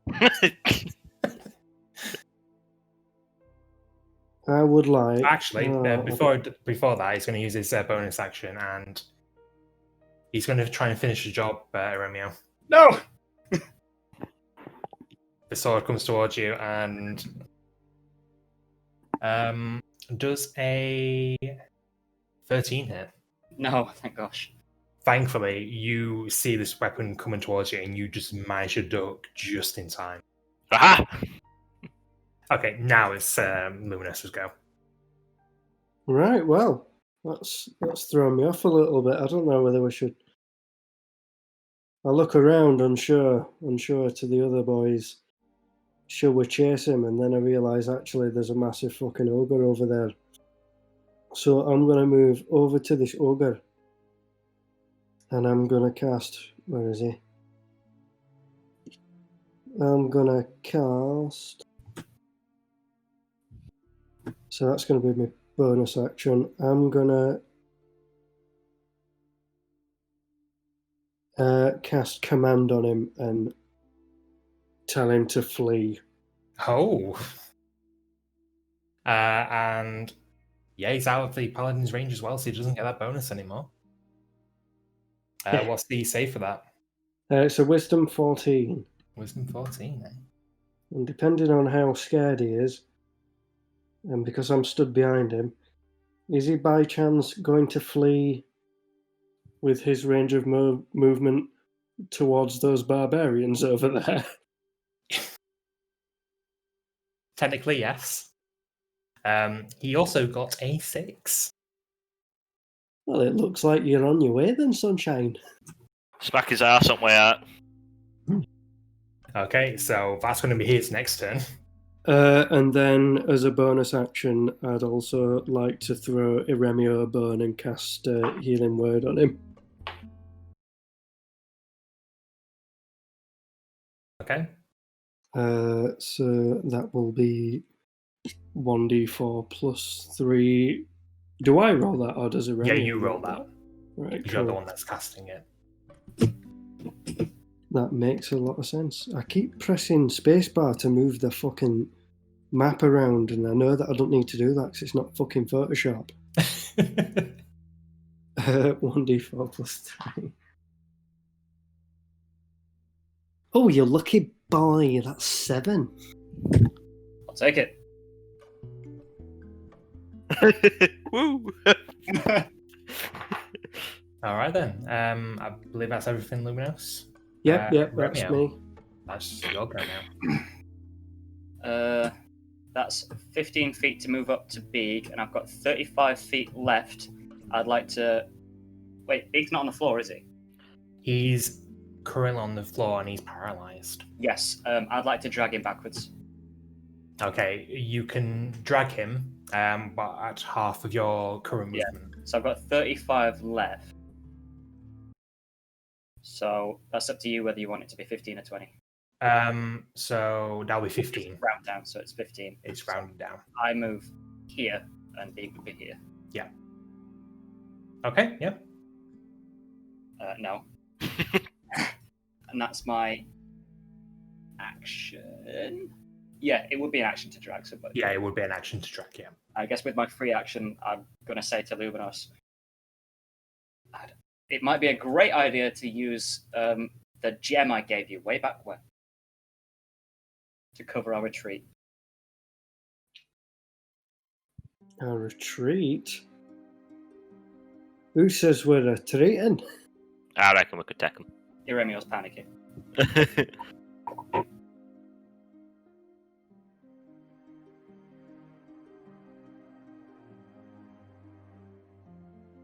That's my turn.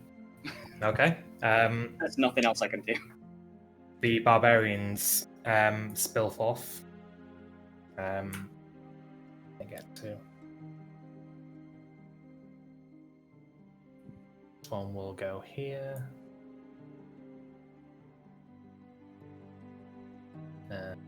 This one will go.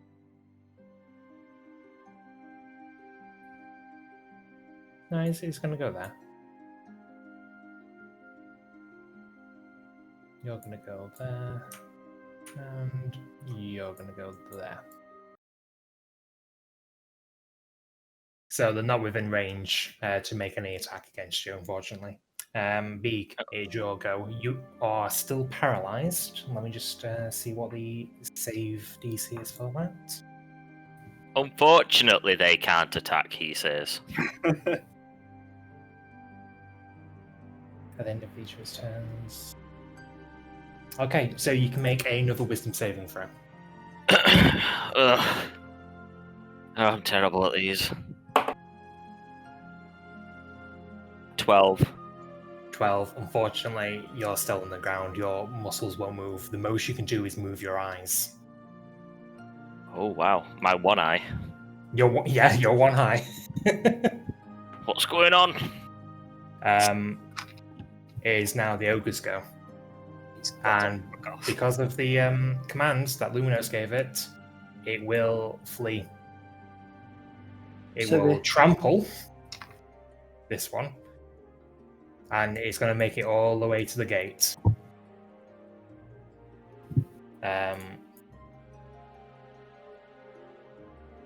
But it's only for one round. So it's not going to start fleeing all the way back to where it came from. However, that barbarian there, he takes 13 points of damage as he gets stomped on. Legend. Get your son fucked off. Can we take a long rest? You take a long rest and you die as you don't do anything about these barbarians. Yeah, we're close to taking the longest rest. Okay. And the paladin, after seeing that his ogre has just tried fleeing, he turns around and looks at you, Luminos. And what, you fucking bellboy. Good one. Thanks, monk. Cheers, Baldy. I say between like sharp intakes of breath, looking at the 4 barbarians in front of us. That's you fucking Dean next turn. I think you should perhaps be a little bit more polite. Alright, you fucked off and didn't even say bye. He's going to cast command on you now, Luminos. Easy. I'd like to make a Wisdom 14 saving throw, please. Easy. What do I get? Oh, good luck, lad. I get +6 tomorrow. That's a 21. Alright, so you feel this wave of strange energy pour over you. Claws at the back of your mind, but you manage to shake it free. And you're unaffected. Boys, the back of my neck's a little bit itchy. And with his bonus action, he will still go for you, Aremio, with his sword. Well, you got another nat 1, so he just... Does it dissipate? It doesn't dissipate now. I'm rolling like dog shite. Good. I've been rolling quite well so far, and I feel like it's gonna come tumbling down sometime in the near future, and I'm gonna fucking die. All right then. So it is now Luminos's go. Please tell me you got something good, radius-wise. So good. Well, I was looking to see what I could do to try and like inflict the most damage. Yeah, I think you've expended your AoE stuff, haven't you? Yeah, the only thing that I could probably do is move up to... Oh, is that going to be...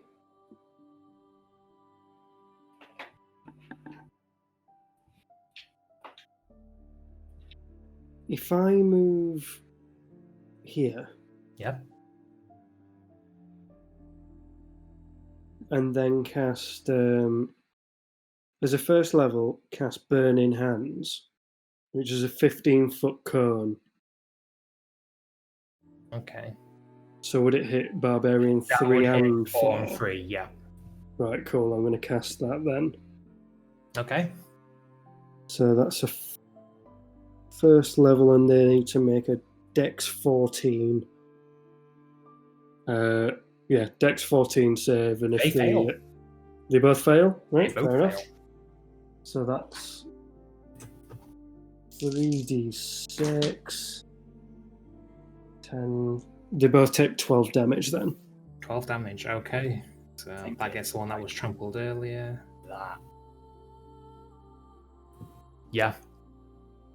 So,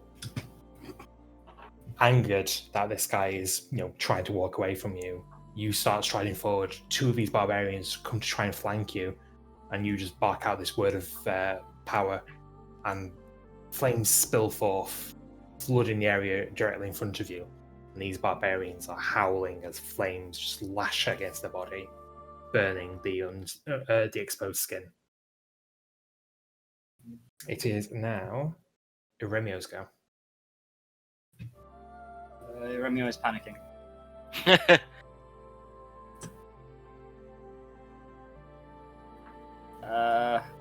Okay, how did I say that I wanted to do this to myself? I've just got to roll a d20 real quick. Okay.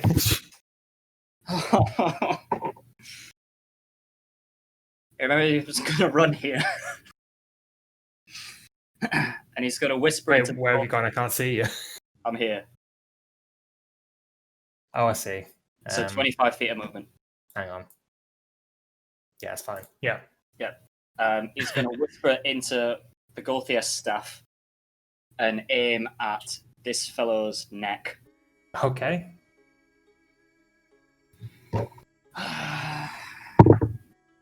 First attack is a 15 to hit. 15 to hit. Yeah, that hits. And that's 7 damage. Okay.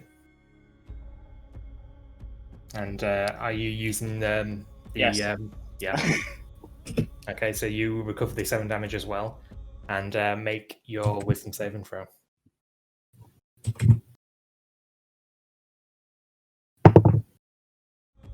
Uh,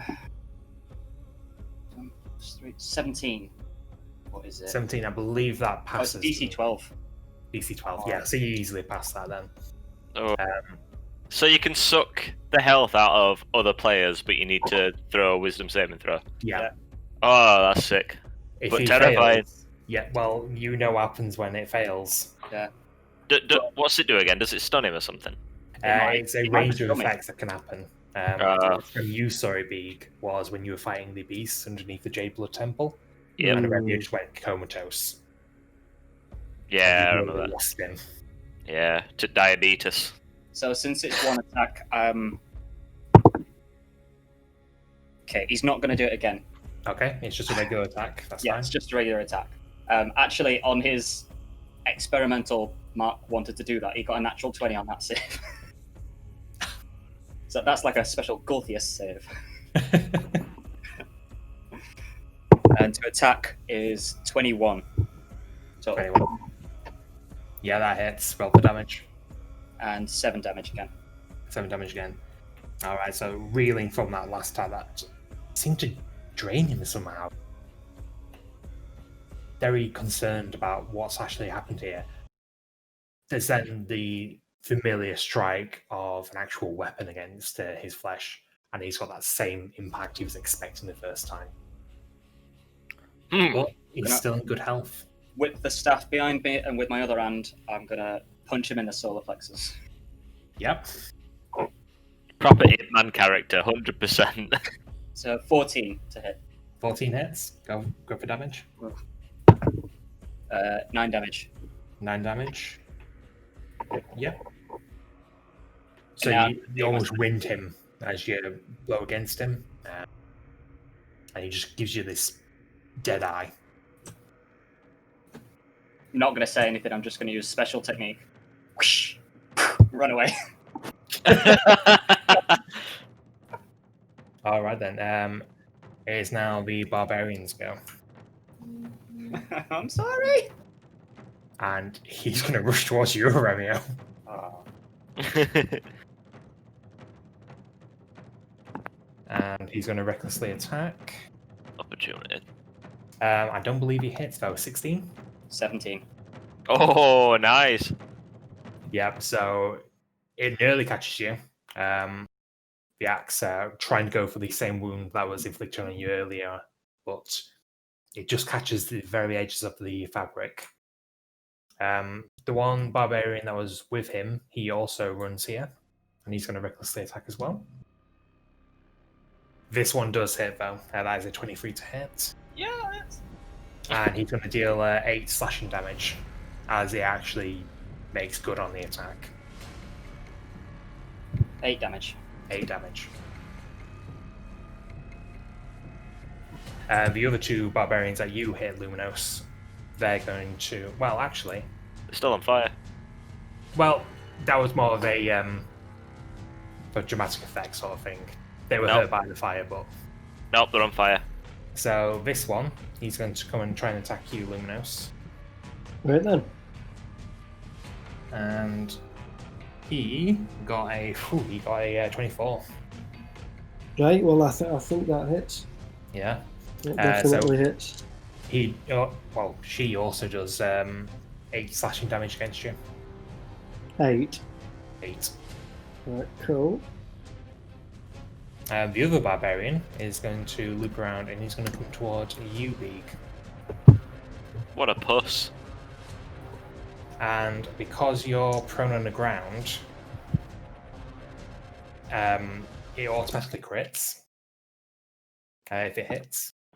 That's some fucking bullshit. And unfortunately, because... Have you been attacked last turn? I think I did, didn't I? No, I don't think so. Maybe not. I dragged you away. The ogre ran away, and you were... So, Yeah. It was going to, but then Luminos had some... that was a ballsy move. Go on. But unfortunately, your rage is gone. Go on then. And that is a 14 to hit. Bad worse. Alright then, so That's an auto it deals crit. 16 slashing damage to you, Beak. 16. 16.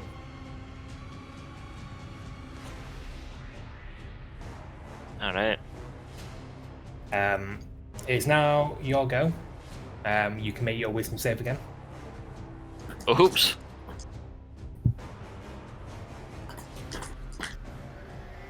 Yeah, maybe. I'm starting to think maybe we should have fucked off. I tried.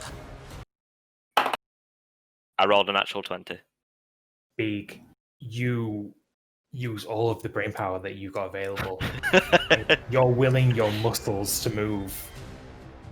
Angered that someone would take advantage of your paralyzed body like this. And it takes you a few moments, but you manage to get your arms start moving again. You manage to get onto your knees, and you're looking at this barbarian. Intel Pentium processor.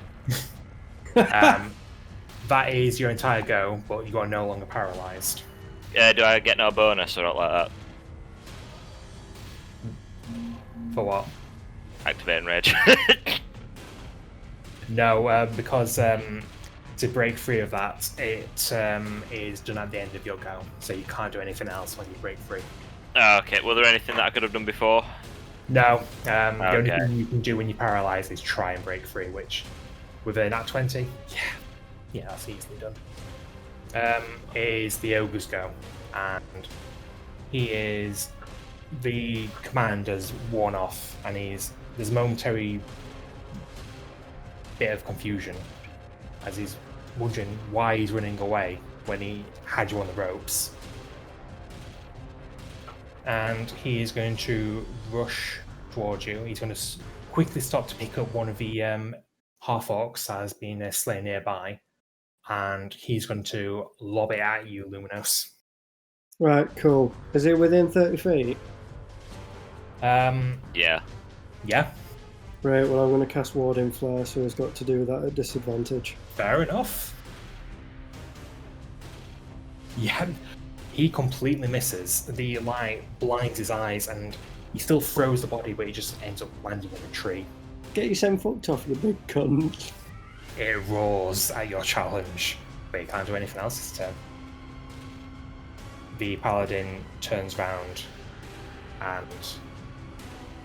I have been patient. I have been merciful. I give you a swift death. And you have taunted me. No more. No more. I didn't taunt.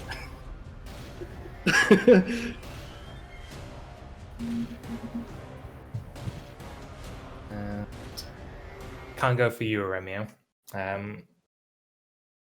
So what he's going to do instead...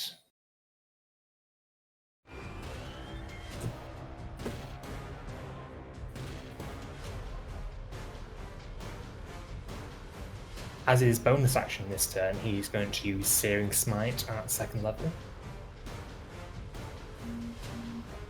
And he's going to come towards you now, Luminous.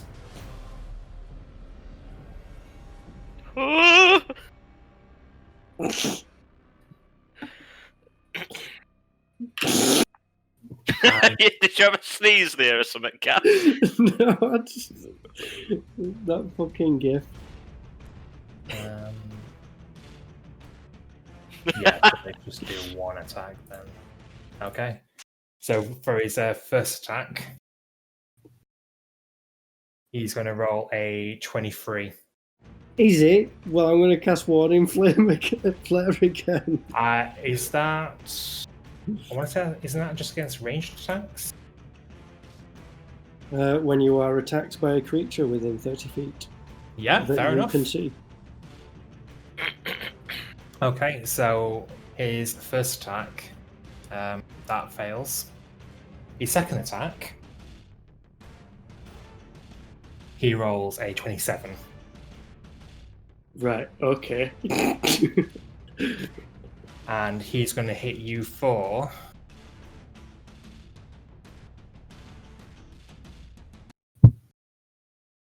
Ooh.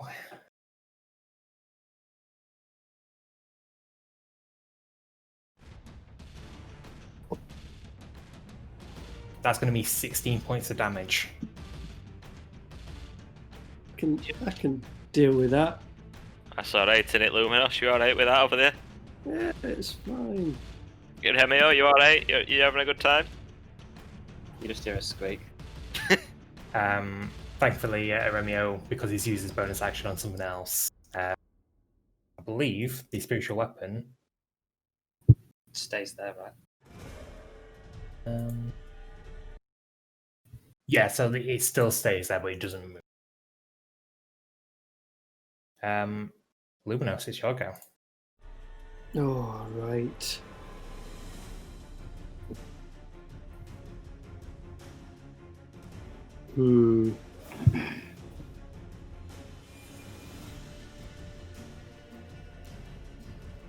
I didn't realise that come round so quickly.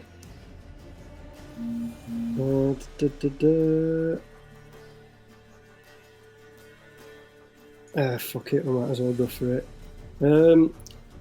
As a 2nd level spell, Yep. I'd like to grab a hold of the paladin and cast Inflict Wounds. Alright. That's just an attack roll, isn't it? Yes, it's an attack roll with +6. Alright.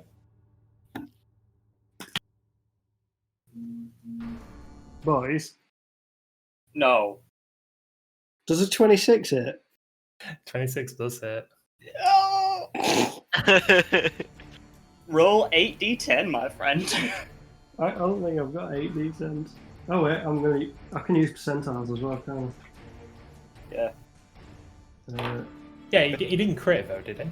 Yeah, it's a +6 to hit and he got 26. So that's a nat 20. And he cast it at 2nd level, so it's 4d10. Yeah. The Dungeon Master cries. Hang on, let me just find these d10s. To be fair, you could just roll several. I know, but where's the fun in that? 1, 2, 3, 4, 5, 6, 7, 8.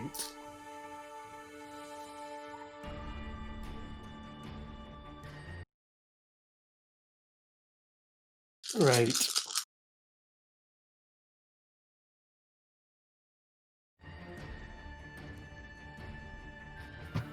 Um, 14, 15, 17, 18,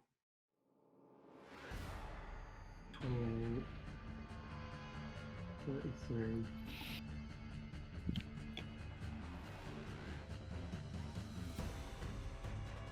That'll be 42 points of damage. Necrotic damage. Luminos. As the paladin makes his second swing, cutting into you with this blade full of strength and fire, you grab his wrist on the end of his blow, and drawing from that familiar strength inside of you, you flood his entire body with this necrotic energy. And at first you hear this laugh from him. You fool. I was born of this. But the power keeps flowing, and he's snarling his laughter. It quickly quietens. His body starts shivering, convulsing, and he starts screaming out in pain. He tries to wrench his wrist free of your grasp, but you're not letting go. The barbarian next to him is looking at you with bewilderment and fear. The paladin's on his knees now. No, let go, let go. And you deliver that coup de grace. You deliver the last burst of energy. And with this blood-curdling wail, he gives off his last screech, and he falls limp to the floor. Hey!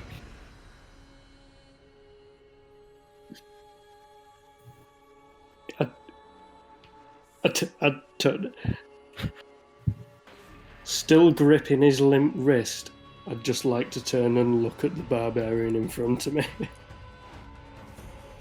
Oh yeah, and... Alright. Get rid of it! I'm scared of that. Get it gone. Luminos, I'd like you to make an intimidation check with advantage. Okay. My T20's gone.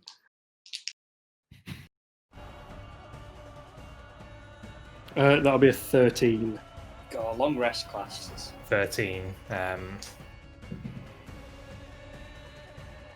So you've definitely frightened this barbarian, but even with that display of power, he's still standing there stalwart, and he's still going to try and fight you. Eremio, it is your go. Okay, he saves. They attack me recklessly, yeah? Yeah, they've been attacking you recklessly. So I'm going for the one that's directly north of me first. Yep. Gonna try and poke the throat. Okay. So 17 to hit. 17 hits. And 7 damage. Okay.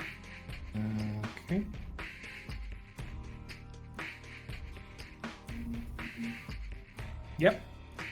And now I'm going to go for his nose with a poke with a quarterstaff as well. Okay.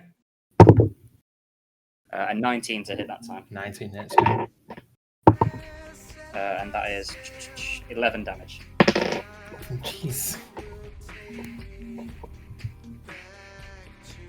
Anything else, or is that it? He's still standing. He's still standing. He's only just as blood pouring down his nose. You've delivered quite a lot of blows, very powerful ones. Well, he's going to get a flurry of more blows. As one hand whips up and I'm just going to chop him in the neck. Alright. And that's a 25 to hit. 25, roll for damage. And 10 damage. 10 damage. You swiftly strike at his neck with your open hand, and the bone crumbles on impact. You can see the neck limp into your blow as he just slumps into the barbarian next to him.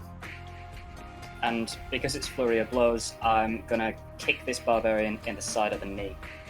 You can't have.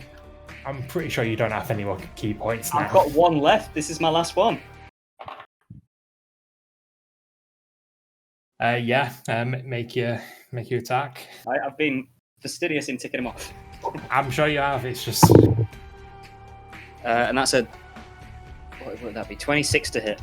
26 hits. Yeah, it's double what you needed. Okay. And it's +4, 9 damage. 9 damage. And What do you mean, hand? well, it's flurry of blows. I get to choose whether to try and take away his reaction. Knock him prone, or alright. knock him back 50 feet. I think it's thematic to say that since I've kicked him in the knee, I'd like to try and knock him prone, All right. which is a Dex 14 DC. He fails. He's prone. Okay, and Iremio, panicking from the fight, is gonna get a bit of space and use 40 feet movement to bugger off. Yeah. That's perfectly fine. Barbarians. 45. Alright then, so the barbarian next to you, Luminos, she's going to make a reckless attack. Does a 18 hit? Yes. Okay then, so that's 8 points of slashing damage then. 8 slashing. Yeah, even despite your show of power against this paladin, she's still ready to take the fight to you, and taking advantage of a little notch in your armor, slams the axe down.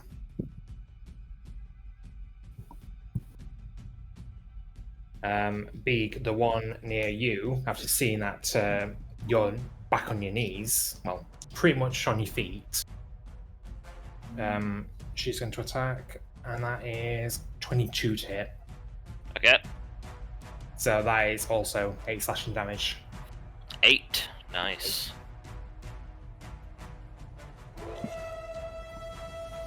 Go. Because this one was not prone, he's going to get back on his feet with half his movement. He can't chase after you, Aremio, so he's going to go after Beak instead. Oh, for fuck's sake. I'm sorry, Big, but that was the plan. And he gets a 24 to hit. Okay. So that's another 8 damage to you, Beak. Got some bad news for you boys. I don't think raging's gonna help me too much. So the other barbarian taking advantage of the opening that his partner made, it still takes another slash at you, and your blood starts pooling at your feet now, Beak. You've lost quite a bit. Your rage has, kept you conscious throughout most of it, but you've still taken quite a lot of hits. Yep. It is now your go, though. Sound. So I activate rage. Yep. Because I'm angry as fuck. And then I swang and bang recklessly at the person in front. You technically don't need to, because they've already done a reckless attack. Okay, cool. Well, I'm just saying, so it's just part of, Yeah, alright, thematically, yeah. 20... 25, okay. Oh, 26 actually, cool, 26. Pretty sure that hits, right? Easy. Cool. Roll for damage. Okay, so that is 12 damage. 12 damage. Very nice. And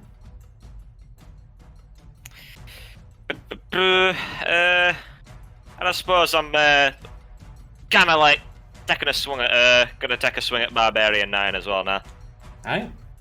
Recklessly, obviously. 24. And damage. 7. 7 damage. Alright, so you take quite a big swing at him as well. You can hear bones snapping from the impact. But he's not overly phased by that attack. Yeah, they're still both up. And it is now the ogre's go. Luminos, I need your help. Don't And he's worry, gonna I'm come over here. thinking of something. And he's going to grab at you, Luminos. Does a 19 hit? Does Do you want to roll again? I don't know. Oh, you're using it again? Yeah, I'm going to use Warding Flare again. Alright. Just so we don't fuck my plan up. He got 11 again, so that's still a 19. Oh, son of a bitch. Yeah, 19 hits. 19 hits. Take 11 bludgeoning damage. And you are now grappled. Oh dear.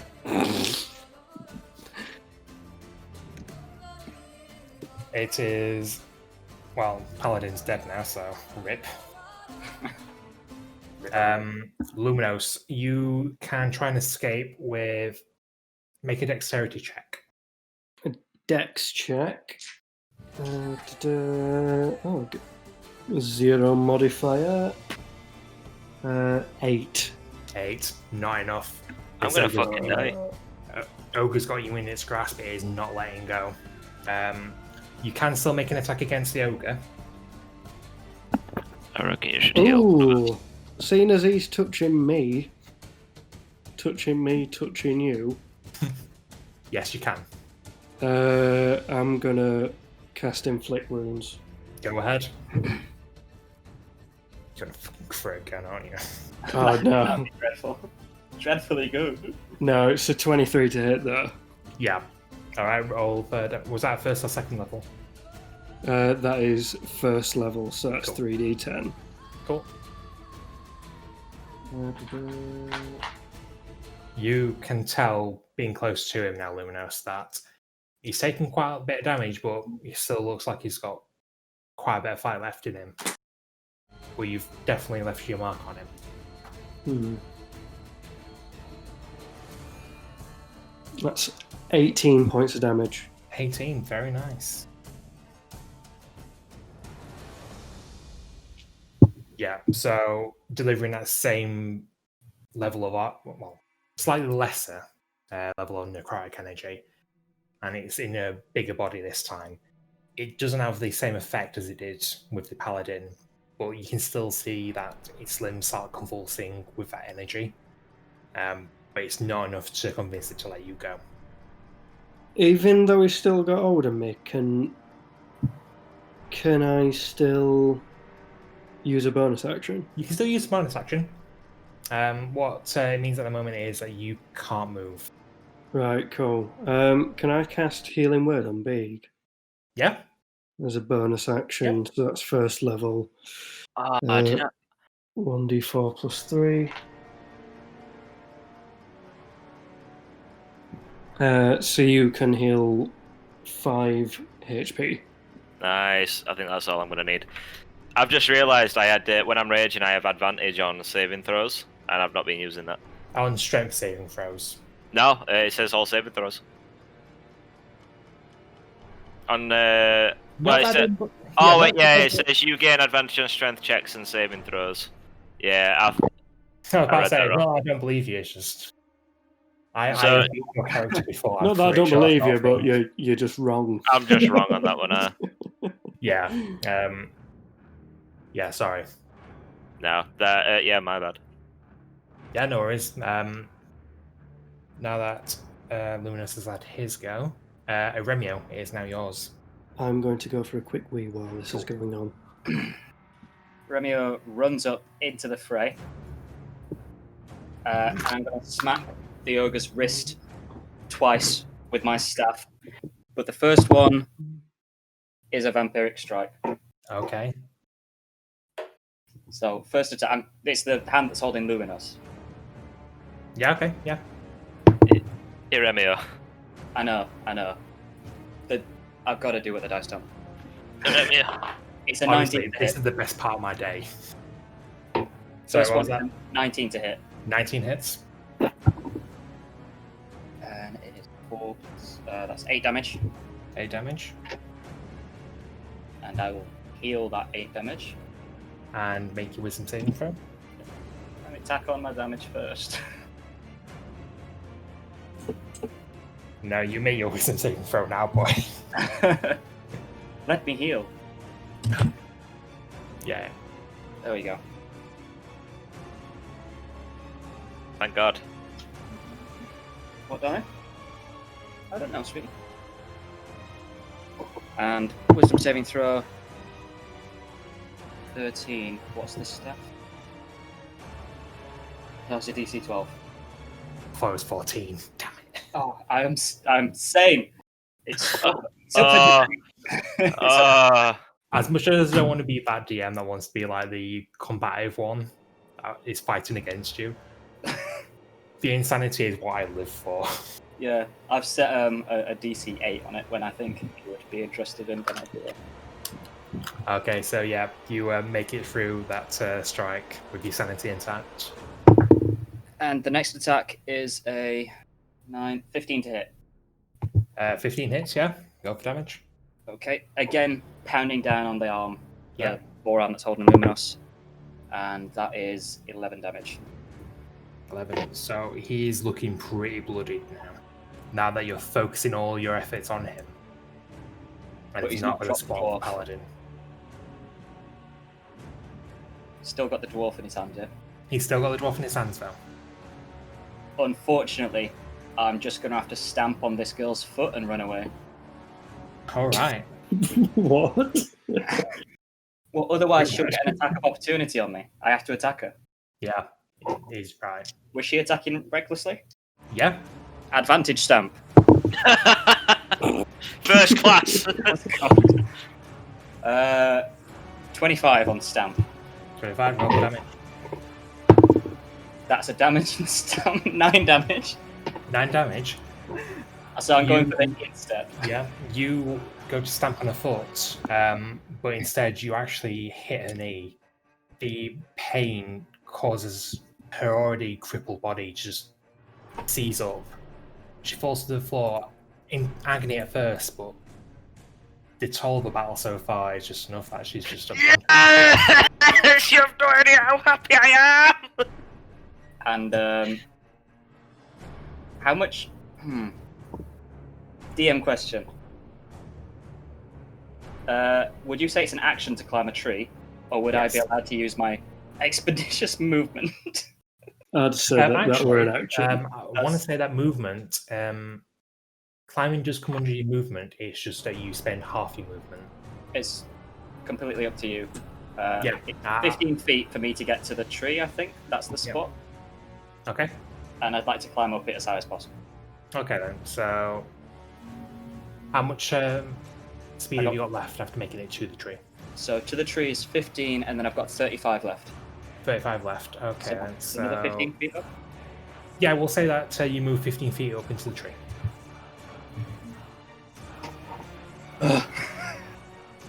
That's all my go.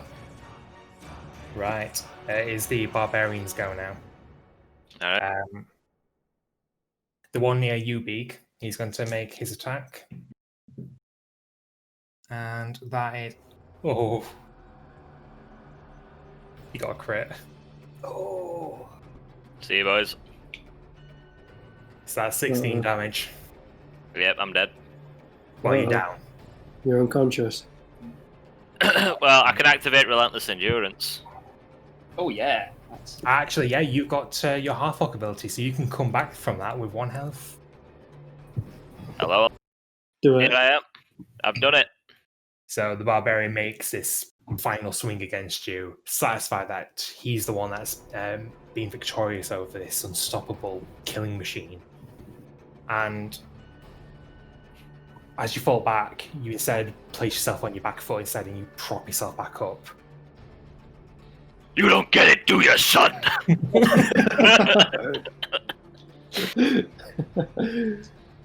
Oh, that was quality. Make an intimidation check. I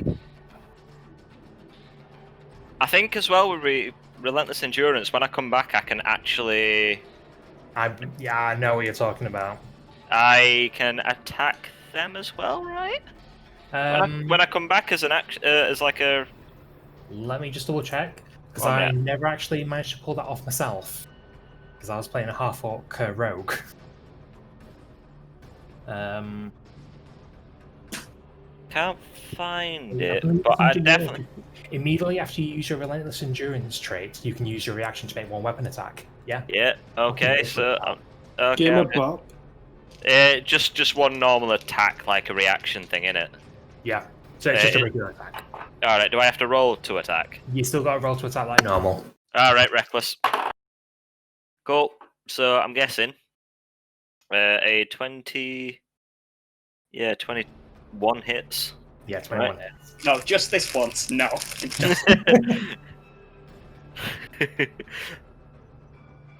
And then I hit him for 7. 7.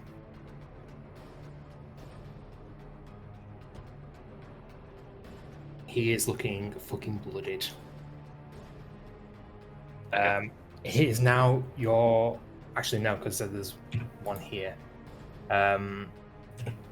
Luminos is still in the ogre's clutches. Beeg is over there. And Remio's in a tree. Sounds like a Top Gear intro. This week on Top Gear, the ogre grasps Luminos. Big is over here, and Remio is in a tree. Hammond draws a square on a wall. I need a quick piss.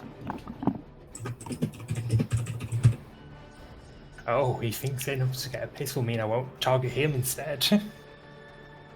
That fool. Gadzooks! Here, I'll bring up his shape. Um, It's a 13 AC. the barbarian's not going to try and go up the tree. Because it knows it can't actually get up there. Nor without you taking advantage of that. So instead, she's going to try and take on Beeg. Nala, what you've done? Saved myself. Had to climb a fucking tree, didn't you? Yes. I did the right thing. For me.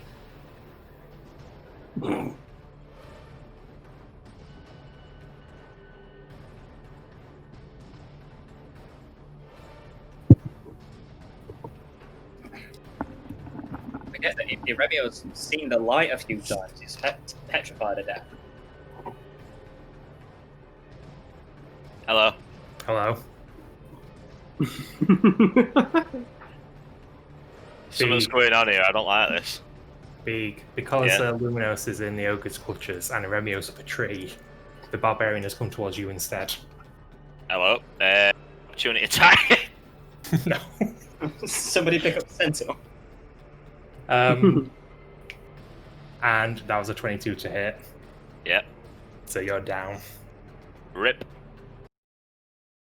It is now the ogre's go.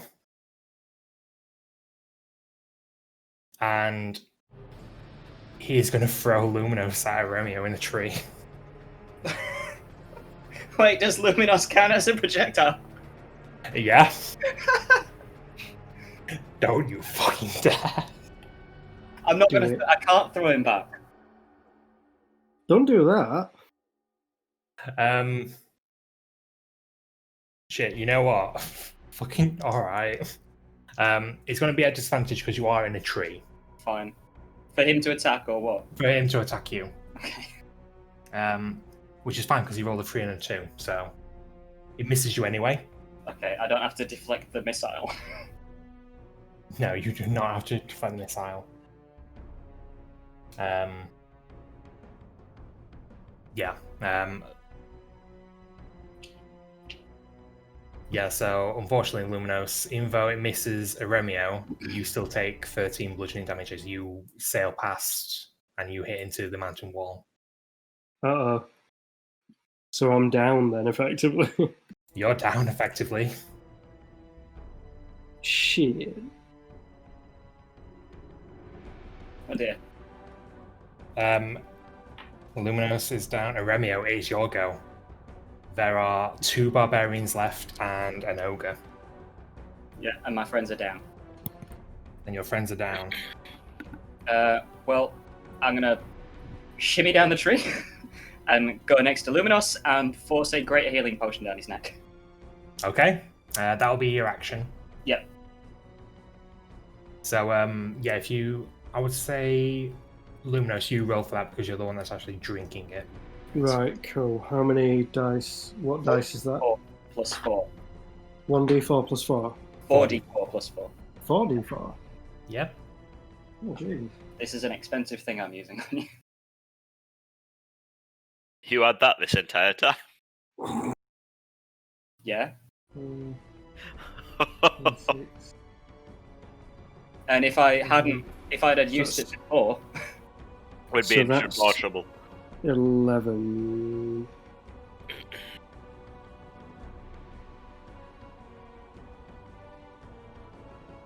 Right, cool. Cheers for that, Marker. that's All right then. So Yeah. as the Yeah. scarlet potion goes down your throat, Luminos, it takes a moment for it to take effect, but eventually you do feel like revitalizing energy as you're suddenly wrenched back into consciousness.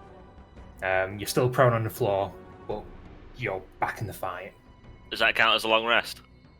I'm gonna move back up to.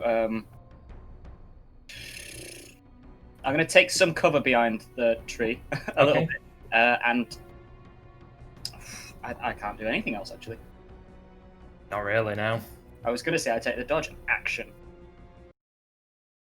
but that would be an action which I've used. It would.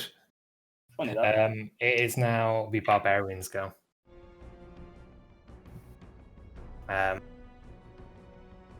And they're going to come towards you, Iremia. So the one above you rolls a natural 20. Oh, is that plus my half cover? A crit ignores cover, I'm afraid. Yeah, I know. So that's 16 points of slashing damage. Shit. You're alright though, Remy. Don't worry about it. GG. The second one, however, only rolls an 11. 16. I think. Yes. 8 health. But the other barbarian completely misses you. Beeg, I need you to make your first death saving throw. Yay! Da-da-ba-ba-ba. What dice do I use for that? I've never done it. That's Is a it just 20? D20. You D20. don't add anything to it. Alright, cool. 10 or above you. 13. 13, so you pass your first death saving throw. Hey boys, back in almost. Kind of. Two more like that, boy. For the ogre's go, he's going to pick up one of the fallen barbarians. And Me! he's going he's not going to pick you up. And he's going to try and throw it at you, Aremia. Oh no! You are behind cover, however. So I would say that it's at least half cover. I'm not sure what that means for AC. I'm just checking now. I can't remember. Is it plus 2? It's plus 2. Plus 30. So you'll roll. Oh, I never got to do that intimidation. Oh well. He rolls a 16. Yeah, definitely not. As in, it doesn't hit. Doesn't hit. Normal AC Okay. is 17, Cool. So yeah, the so it would have been a 19 to hit. yeah, so it doesn't hit. The body sails past you. It hits one of the branches above you, but it doesn't hit you. Luminos, it's your go. You're still on the ground, so you need to spend half your movement to get back up. Right. But yeah, you're still in the fight. Well, I'll stand up.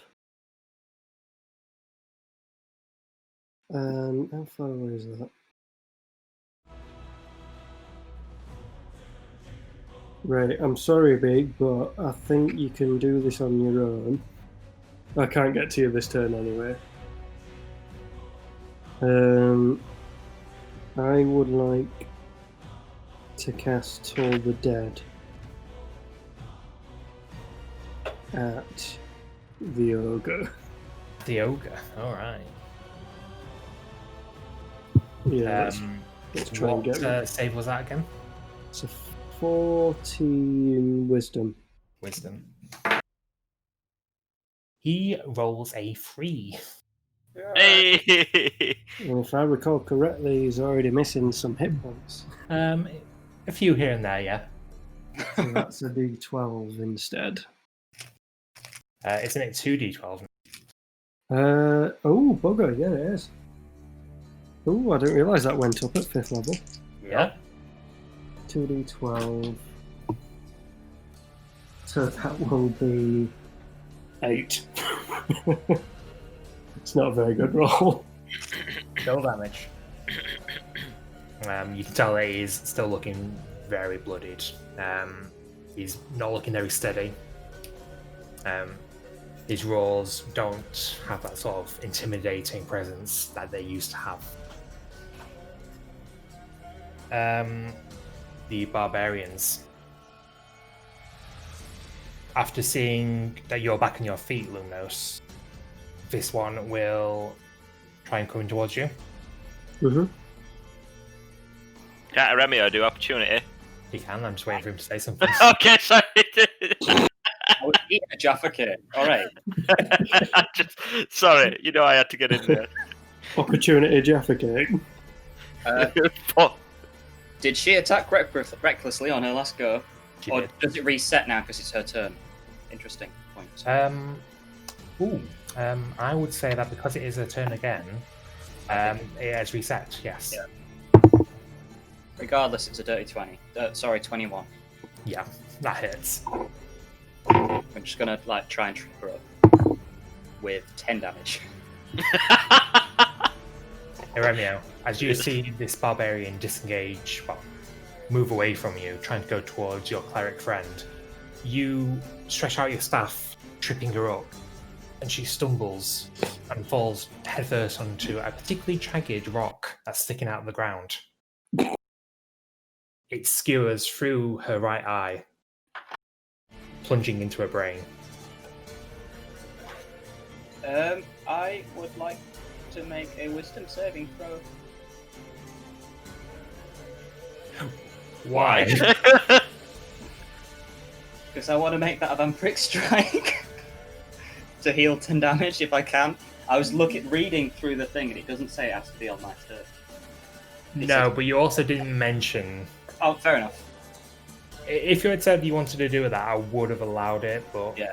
I just caught it out of the corner of my eye and I was like, yeah, a little bit too late, I'm afraid. oh no. Webber wants us to die here. Webber wants us all dead. I never want you dead, but I want you to fight for it. If I failed that, it could make me want to try to bite Luminos's head off. The remaining one, he got a crit. See you later. Eremio, as you were distracted with trying to take down the barbarian that was fleeing, this one took advantage, strikes you against the back, and you fall down. Again. In this place. Remio, Big, I'd like you to make your second death saving throw, please. welcome to hell. I rolled an 8. You fail your saving throw, so you're now 1 for 1. Yeah, sorry. It is now the ogre's go. And it vaguely remembers an order from its master. And it moves towards you, Big, and picks you up. And he moved 5 feet there, so 5. Ah! And you have been carted off. Oh, of course, because he doesn't get half movement. Because he's massive. Yep. Luminos, it is your go. Oh god. Oh no. Summit Barbarian, mate. You can take him. Right. So I would first off like to move here.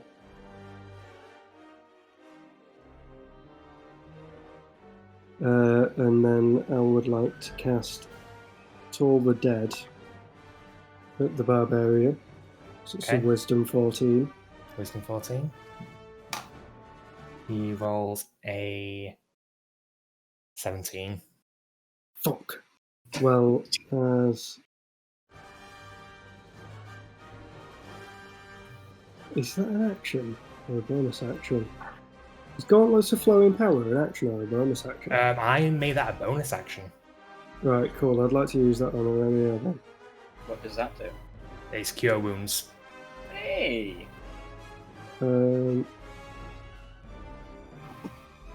So 1d8 plus your spellcasting modifier.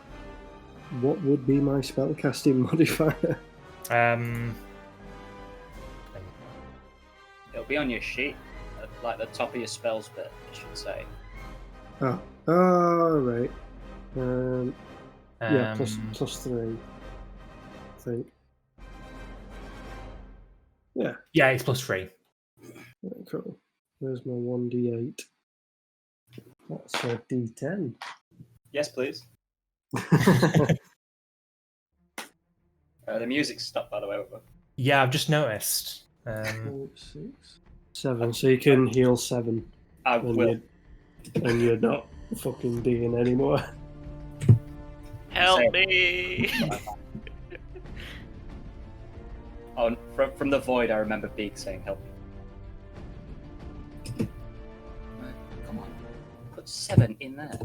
Stop resetting it to 0.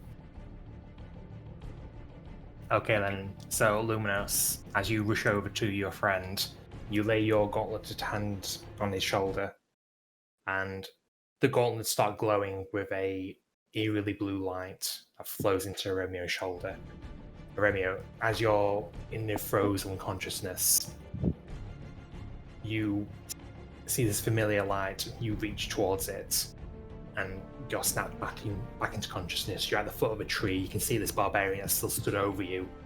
You heard a bell in the distance, got a bit confused, and now he's looking at both of you, and he's furious that, once again, you just don't die. It tolls not for me. Auremio, it's actually your go now. 2 swift hooks in the groin. What, a Luminos or Barbarian? A barbarian. We'll put Luminos's groin later as a reward. two swift tugs. Yeah. Did he attack me recklessly to kill me? Yep. Good. So 22 to hit on the first one. Yep, that hits. Yeah, 12 damage. 12 damage. Sorry, did you say that was a vampiric one or not? Oh, I'm low. Let me do my save. No. I'm not, that's not how that works. That's not how that works at all. It's part of my decision-making process to give Auremio a chance to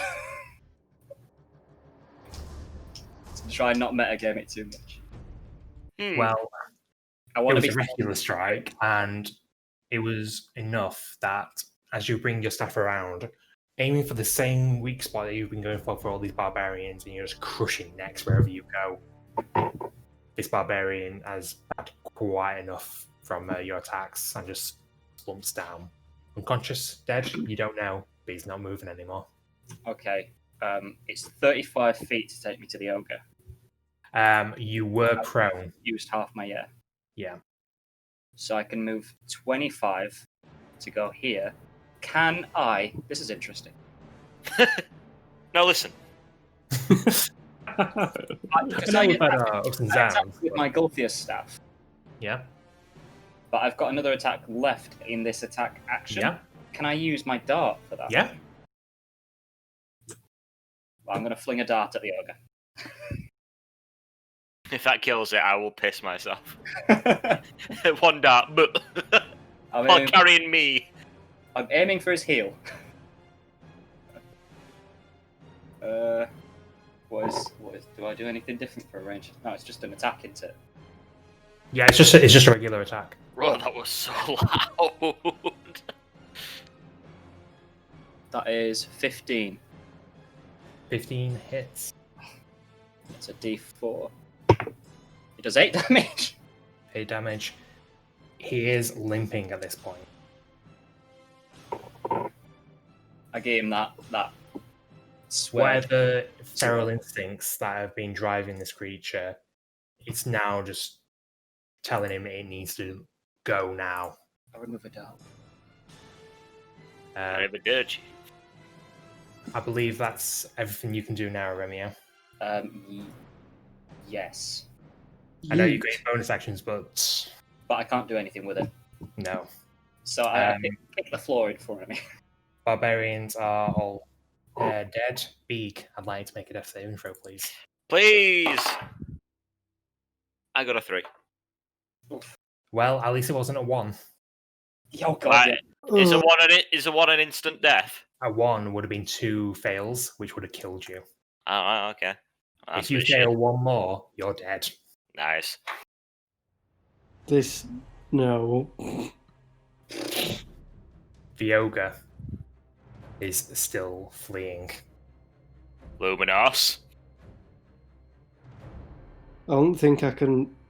Oh no. Oh dear. Take it big. It's your go. Have you got anything left? Me? Yeah. I've got a Hail Mary, but it's not. So let's measure it out. Yeah, that's right. 25 foot of movement to there. Have you got no healing? It's 55 feet away from you, I think. Yeah, so it'd take me 2 turns to be able to get to you, to be able to touch you, to do Spare the Dying.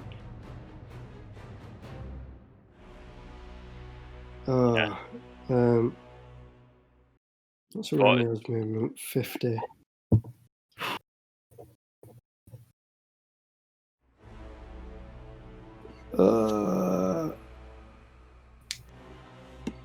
Which is more of an anger. Yeah, it's just gonna have to be a Hail Mary, innit? Yeah, go on. I'm gonna cast Toll the Dead at the ogre in the hopes that it might be enough to stop it from fucking off with him. Right. So that's a Wisdom 14.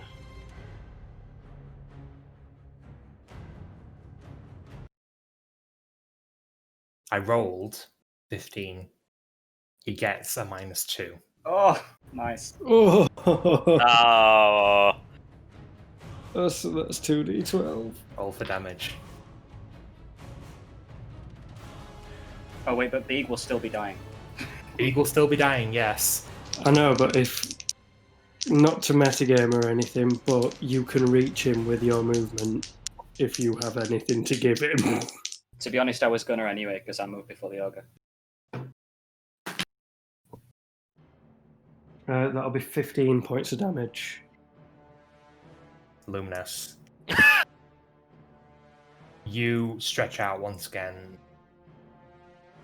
pulling the strings of this necrotic power, and as the ogre's fleeing, rushing away faster than you can run after him, he hears this ringing in his head. He drops Beag's body as he puts his hands towards his ears, wailing, begging for this bell to stop. And after a few seconds, the bell keeps tolling in his head. He falls to his knees. And then nothing. Get in there, you little bar steward. As soon as he drops, it's Iremio's turn. It's your go now. Yeah, so Iremio sprints up to Beag and splashes a healing potion on his face and a little bit in his throat. Pours it out in front of him. Roll for healing then. 5, 6, 7. 7. 1 minute, what are we rolling that? No, I'm No. pouring it on your unconscious body. I mean, at this point, it doesn't really matter. Okay. I wanted to not risk you failing another death save. Yeah. Big. Yeah. As you lay there, bleeding out, not even conscious, you see a bright light. And you're almost compelled to follow it. However, at the last second, you refuse. You stand your ground in whatever dreamscape you've made for yourself. And as you do, you feel a hand on your chest pulling you back. And your back is against a grassy hill. There's the familiar visage of your human monk friend, Eremio. A glass vial in his hand. You reach for your face and it comes back red. Like,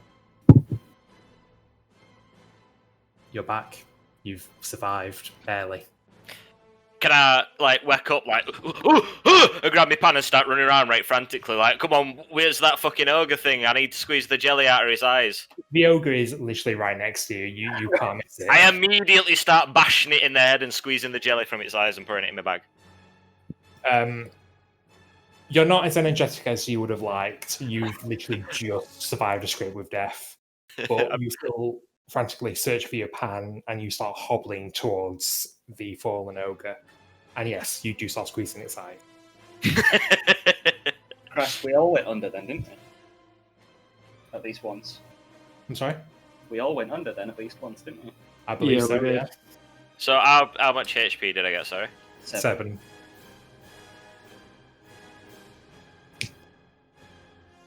How much do you get if you do successful death throws?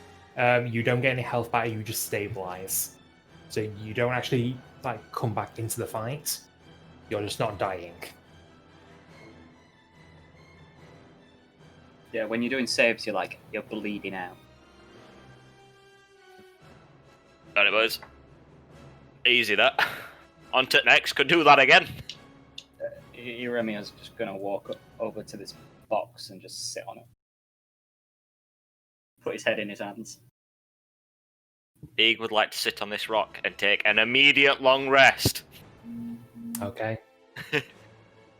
So, a few seconds later, Luminous, he comes towards you guys, and you all sit there at the foot of his gate, thanking whatever deities are looking over you that you managed to scrape through this battle. Humble brag. I look at the dwarf and I go, I smell the breath from here. I'm gonna just look back and give him a solemn nod. and now I'm going for a piss. I'm laid down on the grass and I salute both of them while closing my eyes. After taking a moment to regain my breath, I'd like to go over and search the paladin. Okay. I can't remember, but I think it was about here when he got Let me find his body for you. decked. Yeah, so he's if you're here, he's right in front of you. Boy. Yeah, I'd just like a rifle through, see if there's anything of interest on his person. Cool. Bear with me, because I'll be honest, I should have expected you to kill him, but I didn't. Oh, is this some like extra plot that you're prepared with him getting away that we've I've fucked up by killing him? I'm so sorry. No. This is a story that we're doing, not I'm doing a story and you're fucking it up. What? Oh yeah, that's true. I did read that earlier. Actually, were you on Reddit reading? Yeah. Yeah. So you rifle through, you see, well, bring him back up. Because I actually made him a proper character, not just random monster. I almost I feel quite bad actually. No, don't. I'm impressed. Like, yeah, I could see we're trying to like fuck off. But now, when you were very adamant that it's like, no, you're staying here, I'm like, fine, I guess he's staying here. You're Coming not with me. leaving. To be fair, he decided to come back. Yeah, if he didn't let that get to him, he could have escaped. But he decided to fuck with the best. It's his own fault that he's dead. Okay, so amongst his corpse, you find that he's been wearing full plate armor. Oh, He has a longsword etched with runes, seemingly sharper than the average sword. His shield, while emblazoned with an emblem that you don't recognize, it just seems like a regular shield. As you rifle through a little bit more, you find a small pouch of gold.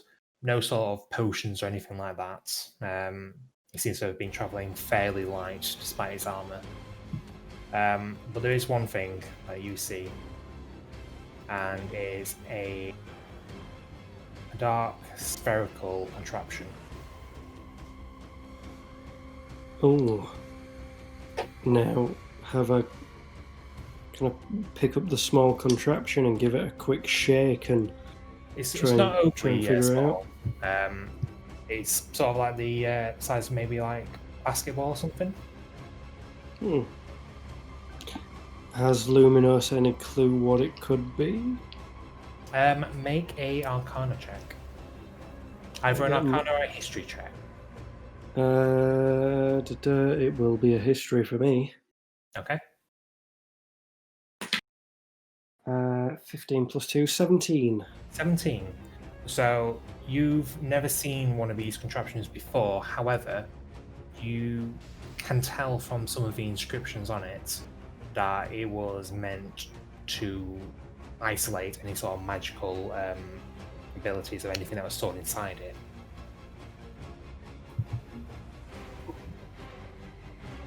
Essentially nullifying any sort of ill effects from anything that was being carried inside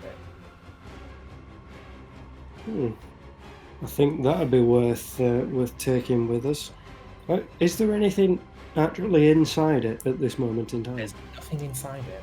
It's a simple contraption to open. It's not, even though it's intricate in its design for its purpose, actually opening and closing it is.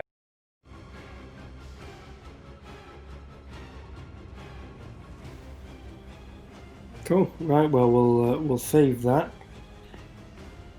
and we'll thieve the gold. And I'd Yeah, like to. it's only like 15. It wasn't.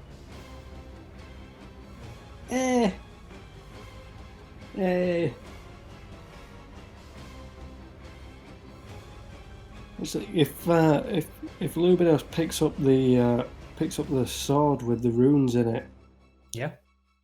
what's the sort of length like on it? Does he look a bit silly holding this sword? Is it disproportionate to his body? For you, not necessarily silly, but it does look a little bit out of place. It doesn't. I don't believe you are proficient with long swords. No. I think the best thing for me to do right now is to probably pick it up and has it got a sheath with it? Is it? Yeah. So he had a sheath with it when you Right, first. cool. He just had his shield out. I'll thieve that, and I'd like to bring it over to the boys and go next town we get to. I reckon this could be. We could probably sell this or give it to a child or something, and put it into the bag of holding. Okay. Yeah, Romeo doesn't resist. He just like holds out the bag. It's kind of still just breathing,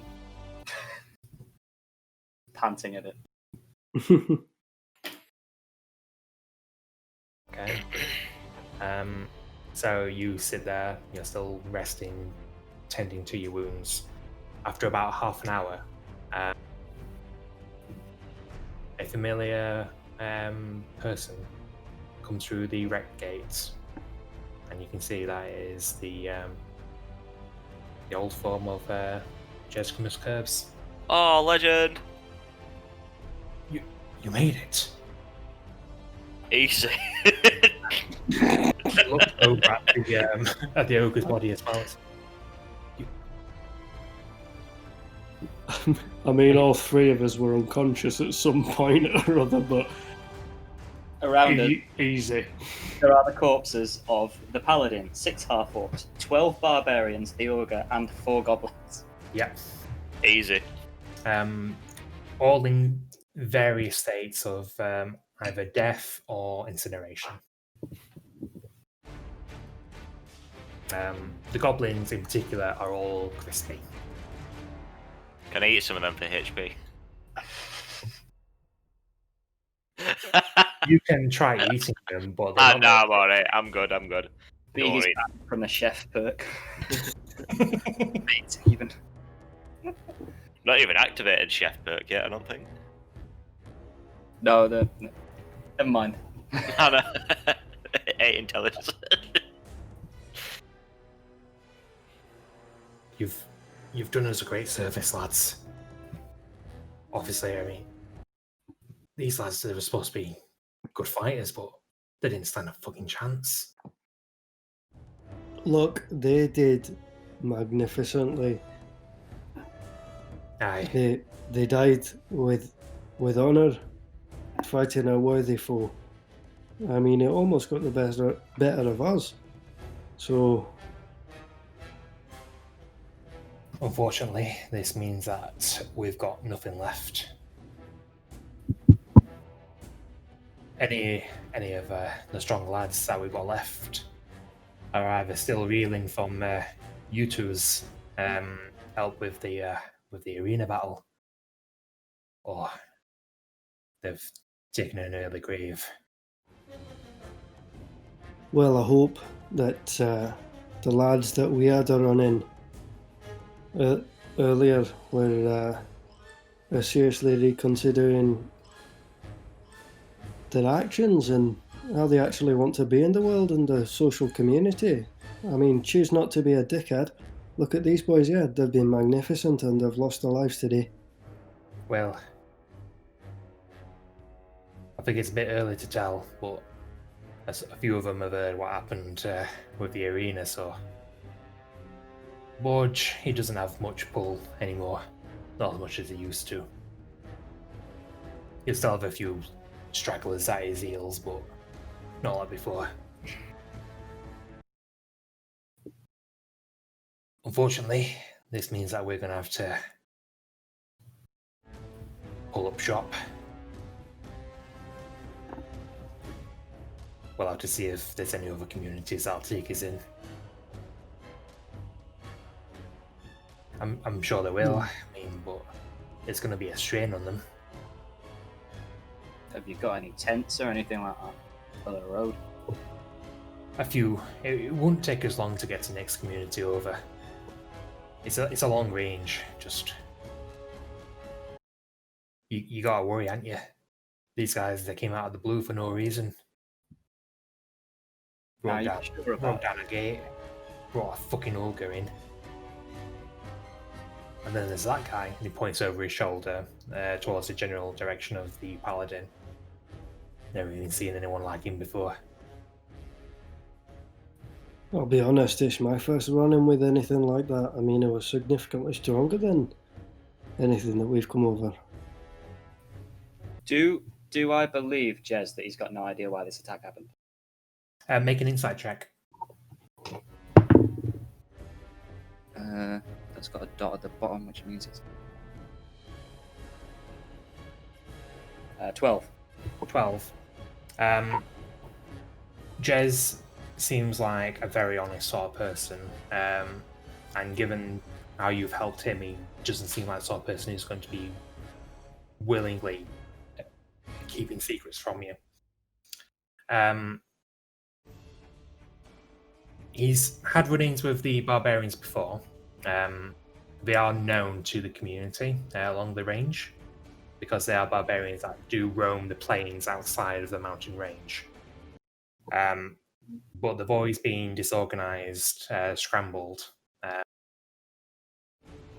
You might find maybe groups of 2 or 3 that might go out hunting, but anything more than that, they usually seem to squabble amongst themselves, trying to go for the glory. See a group of well over double digits, it's not something he's heard of, and they don't usually try and pick fights with the half-orcs. Typically, because most of them get to the gate and realise, fuck, we can't get past this. So it's the paladin. It's unusual. Have we picked over the paladin's corpse? Yeah, so Luminos went over to the corpse. He found plate mail, a longsword that seemed fancier than most, a little bit of money, and he found a spherical contraption that seems to nullify anything that's been placed in it. Luminos, did you find any letters or orders or anything that might indicate where the paladin came in? I mean, not at first glance, but I don't know whether you want to go and have a check yourself. I'll very slowly walk over using my staff as like a walking stick, and then I've already been over once. I fancy a sit down. Yeah, just sit on this box. All right, okay, cheers, lad. Warmed it up for you. I'm gonna pat down the Dark Paladin specifically for anything like that. Okay. Make a investigation check.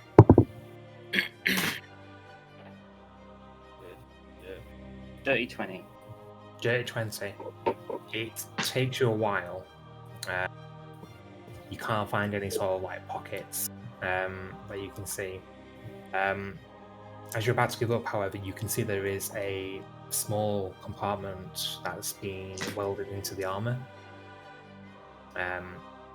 It's only a very small one. You would have missed it usually, but it looks like a small tube. And as you start trying to ease out whatever's inside, you find it's a very tightly bundled up scroll. Okay, I'll unfurl it. Okay. And written on it, in common, there are only a few handwritten sentences. Retrieve them, dead or alive, but their possessions must be unspoiled. Can't risk further harm.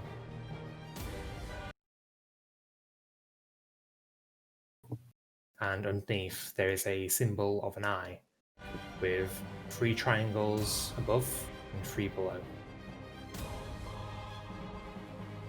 Illuminati. Symbol of an eye with 3 triangles above and 3 below. Yeah. Are the triangles in a row or like a triforce? If you're still on Astral. Yeah. Are you gonna draw it? Yeah. Amazing. Okay. Cool.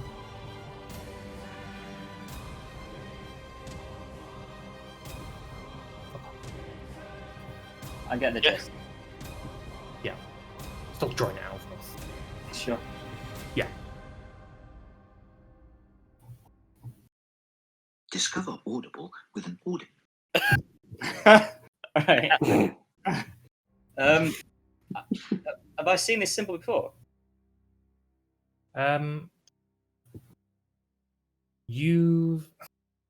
It's difficult to say. You've seen a few symbols that it seems familiar somehow, but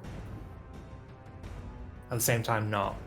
Nothing. At first, your first thought is when you see the eye is, does it have anything to do with Beak's eye patch? And even though it does have an eye symbol, it doesn't feature the triangles. It is just very ornate sort of eye that's just been stitched through it. Another thing that comes to mind is when you found a symbol back in the Sunless Citadel. A circle with 3 smaller circles above it. But that didn't include anything underneath it. This, although it seems almost derivative of what you've seen so far, you don't recognize it, Tenny. Could, if in Iremio's head is 10 intelligence head, could he overlay the eye patch symbol and the one from the Sunless Citadel in his head? And is it anything similar to this? So, even with that, if you were to overlay it, it would just be the eye and then the 3 sort of symbols above. Yeah. So passing resemblance on. It's passing resemblance, but it could just be a coincidence.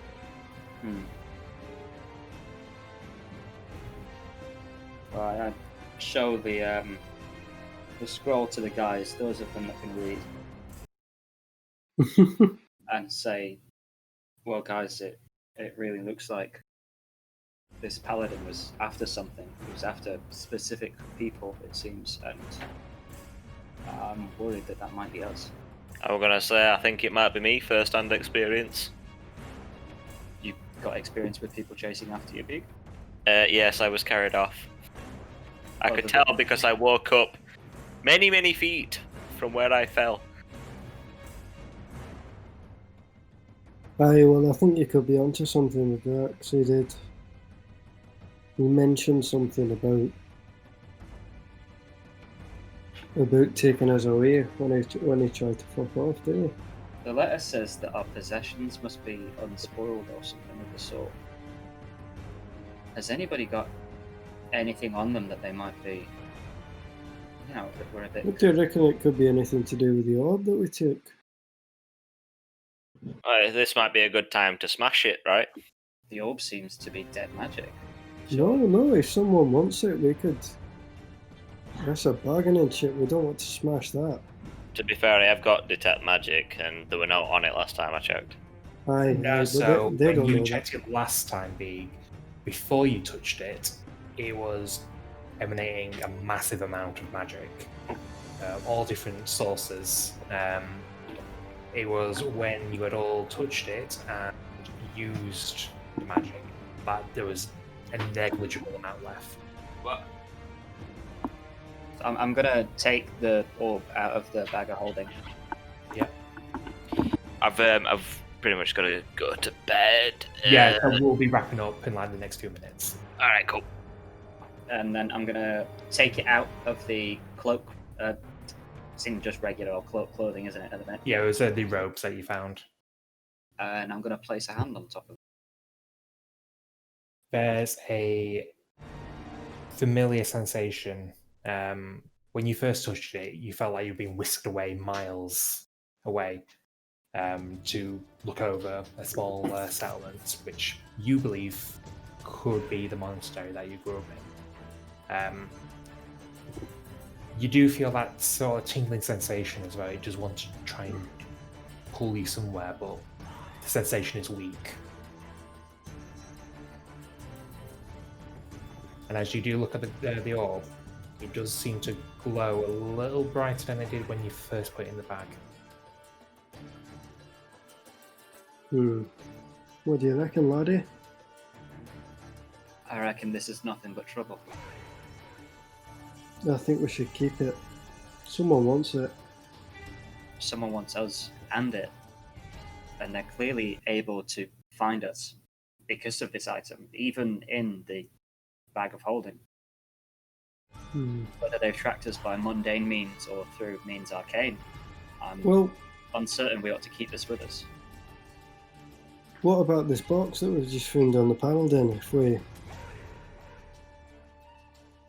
I mean, I've read about these before. It sort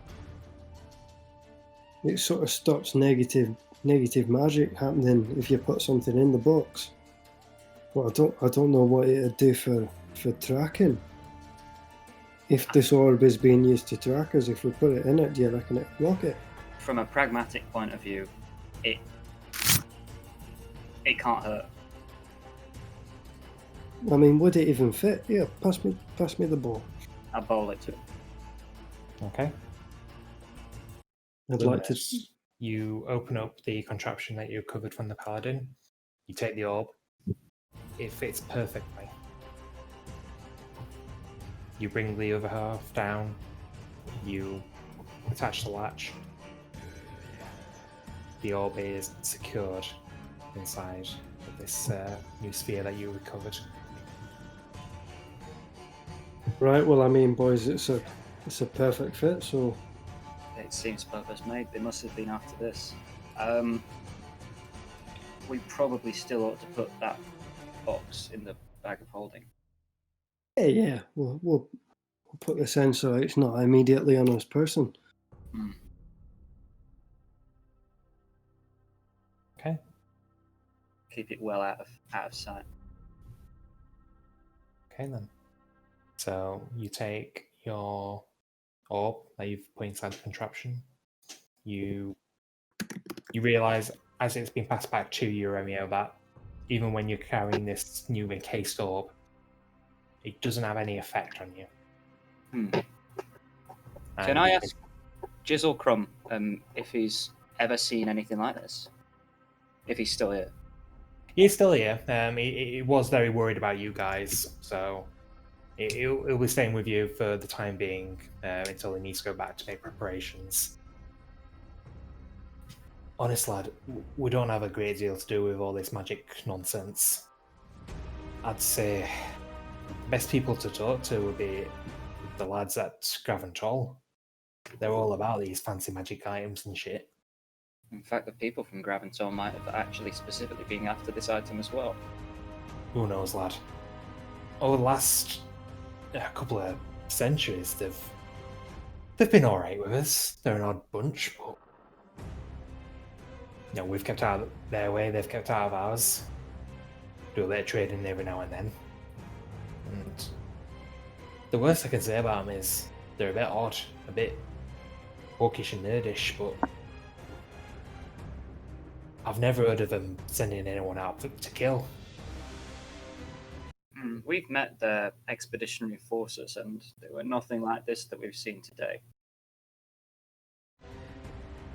Aye, they were not to be mean or anything, but they were a little bit pathetic. You know, they're not warriors. Jez does chuckle under his breath. It's like, aye, lads, they're not.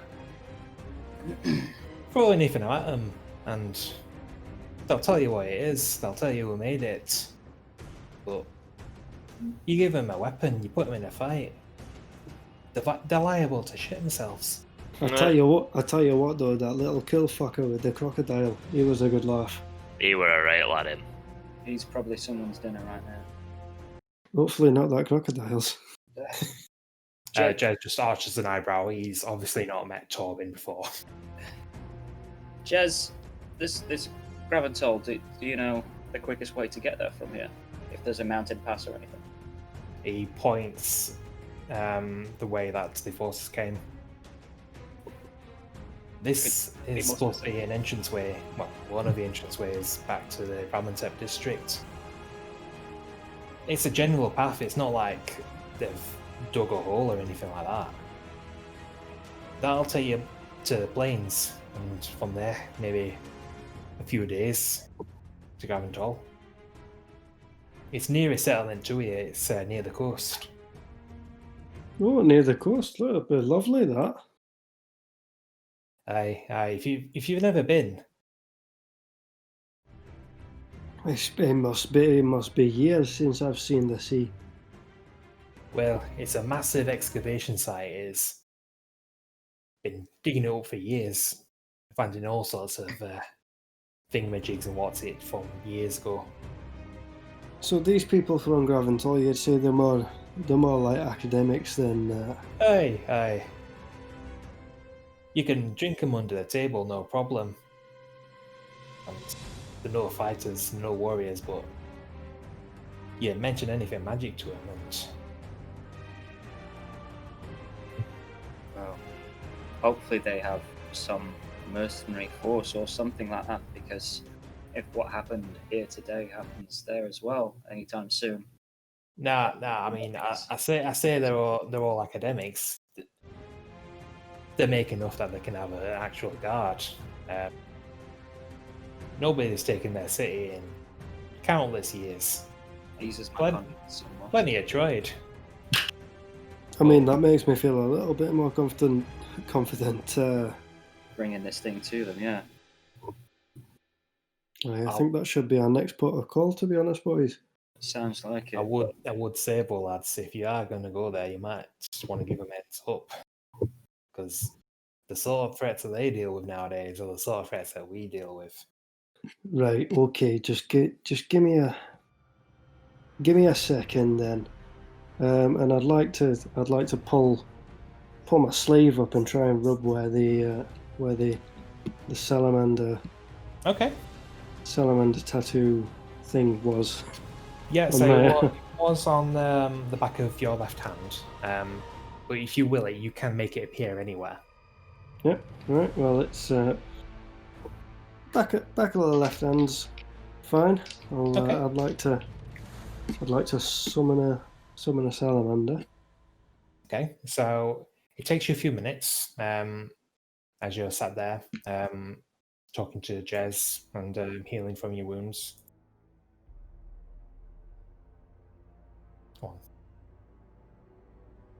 And after a few minutes, you notice a little green lizard that crawls down the side of the red gate. He perches himself on a loose bit of debris, and he just stares at you, Luminous. Wow. I mean, that was impressive. Well done. Wait, who's saying that? Yeah. Is this a salamander or is this Jez? No, this is the lizard that you summoned. Oh, It's right. not the salamander. It's just a It's not salamander. It's a local lizard. Right. So I'll lean down to him and I'll produce 1 gold piece because I like to sweeten the deal a little bit. The lizard's eyes do widen. Right. Do you know the way to Graventhal? Aye. Aye. Right. I'd like you to send a message to him, just to notify him that we'll be arriving. So I'm Luminous. This is Romeo, and this is Big, and we'd like to just give him the heads up that we're going to be coming across with a couple of questions that a couple of the academics might be willing to answer. The lizard does stare you a little bit puzzled and goes, I don't know who you expect me to talk to. Most people don't really listen to lizards. Luminous, you want to tell him to head towards the expedition center to maybe see if he can get in contact with the 9th Expedition Force or Callan. Aye, Callum might be back by now. Aye, right. So if you head to the expedition site, Where's that?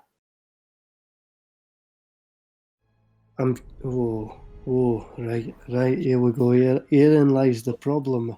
In trouble now. I want to help you, lad. I mean, you're paying an extortionate sum here. I'd love to help. Just, I need to know where I'm going. Who to speak to. Right. Ask for a guy called Callan. Aye. And let him know that we'll be arriving. Failing that, ask for a guy called Tobin. Not to tell him anything, just that I really think that everyone should meet this guy. It's true. Again, the lizard just cock its head towards you very quizzically and gets up on its hind legs and he just starts pointing its forelegs just like all over the place. All right, but where am I going? You're telling me where I'm supposed to speak to, but am I going to Graventhal? Am I going back to the orcs? Am I speaking to an orc? Right. Callan is... And I turned to Eremio. It's like, am I right in thinking that he was a gnomish fella? I think he was a halfling, but to be honest, they're Not to Halfling. affect, but they're all the same to me. All right, so little one. Aye, he's a little No, fella. no disrespect, sir. Right, it's alright, you're tiny, so you can shut the fuck up. But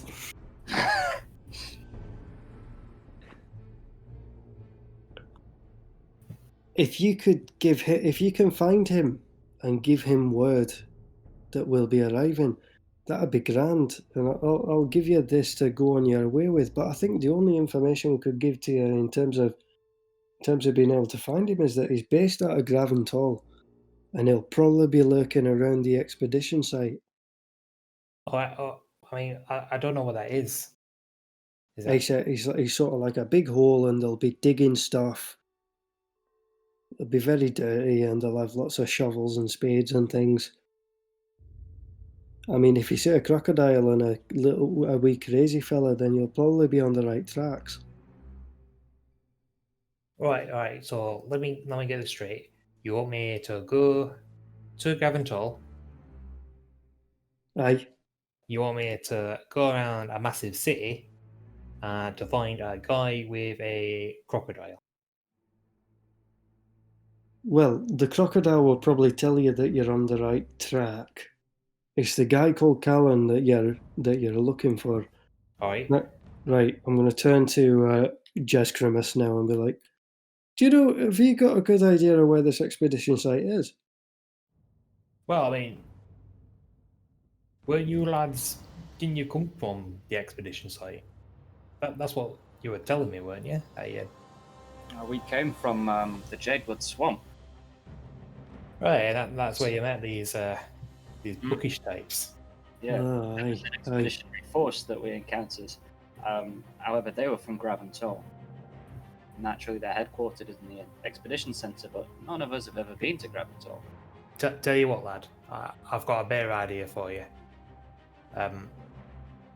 Tell him, because if they're who they say they are, tell your little lizard friend to go to the research institute. That would be a wise set of words to say. Right, so I'll turn to the little lizard and be like, right, look for the research institute. All right. I think I know where that one is. Right, Can't okay. say it's probably one of these places there. That's no. If you could go there and Right. tell them that we're coming, All right. and not to be alarmed. We're not causing any harm or anything. We've just got a couple of questions, and we're looking for a little bit of help. All right. And if you can find a guy called Callan, that'd be an absolute bonus. Because I mean, we've met him before, and he's a nice fella. All right. That I can do. Right, I'll hand him the gold piece. Okay. So you hand it to him. He sort of has to waddle on his back legs, and he goes back towards the gate. You see him crawl into a little hole with the gold coin. It's the And wrong way. after like maybe a half minute, he comes back out, finds the coin, nods to you, Luminos, and goes, "Right, I'm on my way. See you in a bit," and just scuttles off. Right, sick. I'll turn to the rest of the boys and be like, right, that's word going forward. What are the chances of that actually working, you think? I mean, I don't know. I've not relied on these before, but Salamander was a nice wee fella, and I mean, they seem like a nice enough people. Okay. And I did pay him, so we'll find out whether it's worked when we get there. We'll just have to ask. Oh, we will. Jez Crimus, is the village completely burned down? Is there somewhere that we can stay the night? I mean, no. I mean, your lads were very thorough. You made sure no one got through. The village is technically fine. Just we've got no defences, no able lads anymore. So we're gonna have to. If you're looking to stay the night, then fine. We're gonna have to pull up sticks tomorrow morning. You can leave that. That's fine. I would suggest though that if you're not heading through this gate or expecting to be back anytime soon, you might want to just collapse it behind you and make as much of an obstacle as possible. He takes a look at what's left and it's... I don't think that'll be much of a problem, lad. I'm sure. Pilot the corpses at least. I'll Put see the what... heads on spikes. Especially the old ogre one over there. Definitely. Well, Aye. I'd say that's probably the best defense we've got right now. I'm sorry to put you through this, lads. I know it's not been your fight, but we'll do what we can for you. You've done right by us. And he waves his hand back up the hill towards the district. And that's where we'll end today's session. Oh shoot, I had a question for him. Oh yeah, you've got a question then. Jez, did you have a herbalist? Lives in the village. He sort of racks his brain for a minute and goes, I suppose you can call her an herbalist. You may have seen the medical tent earlier. Sort of laughs as he says it. She's probably the closest thing you got to a herbalist. She'll be a bit busy at the moment, though, tending to all the lads that were lucky enough to fight you. Might not be what I'm after, but perhaps we could take a look in when we've got time, lads. I'm sure she'll spare a few minutes for you. Aye, but perhaps after we've had a wee rest. I mean, I'm fucking knackered after that battle. I am as well. I'm merely thinking towards the future. Aye, it's one for tomorrow. It's one for tomorrow. Absolutely. Tomorrow's problem for tomorrow's me. Has anyone else got any other questions? Nope. No? Cool. So in that case then, we'll end today's session then. That was sick.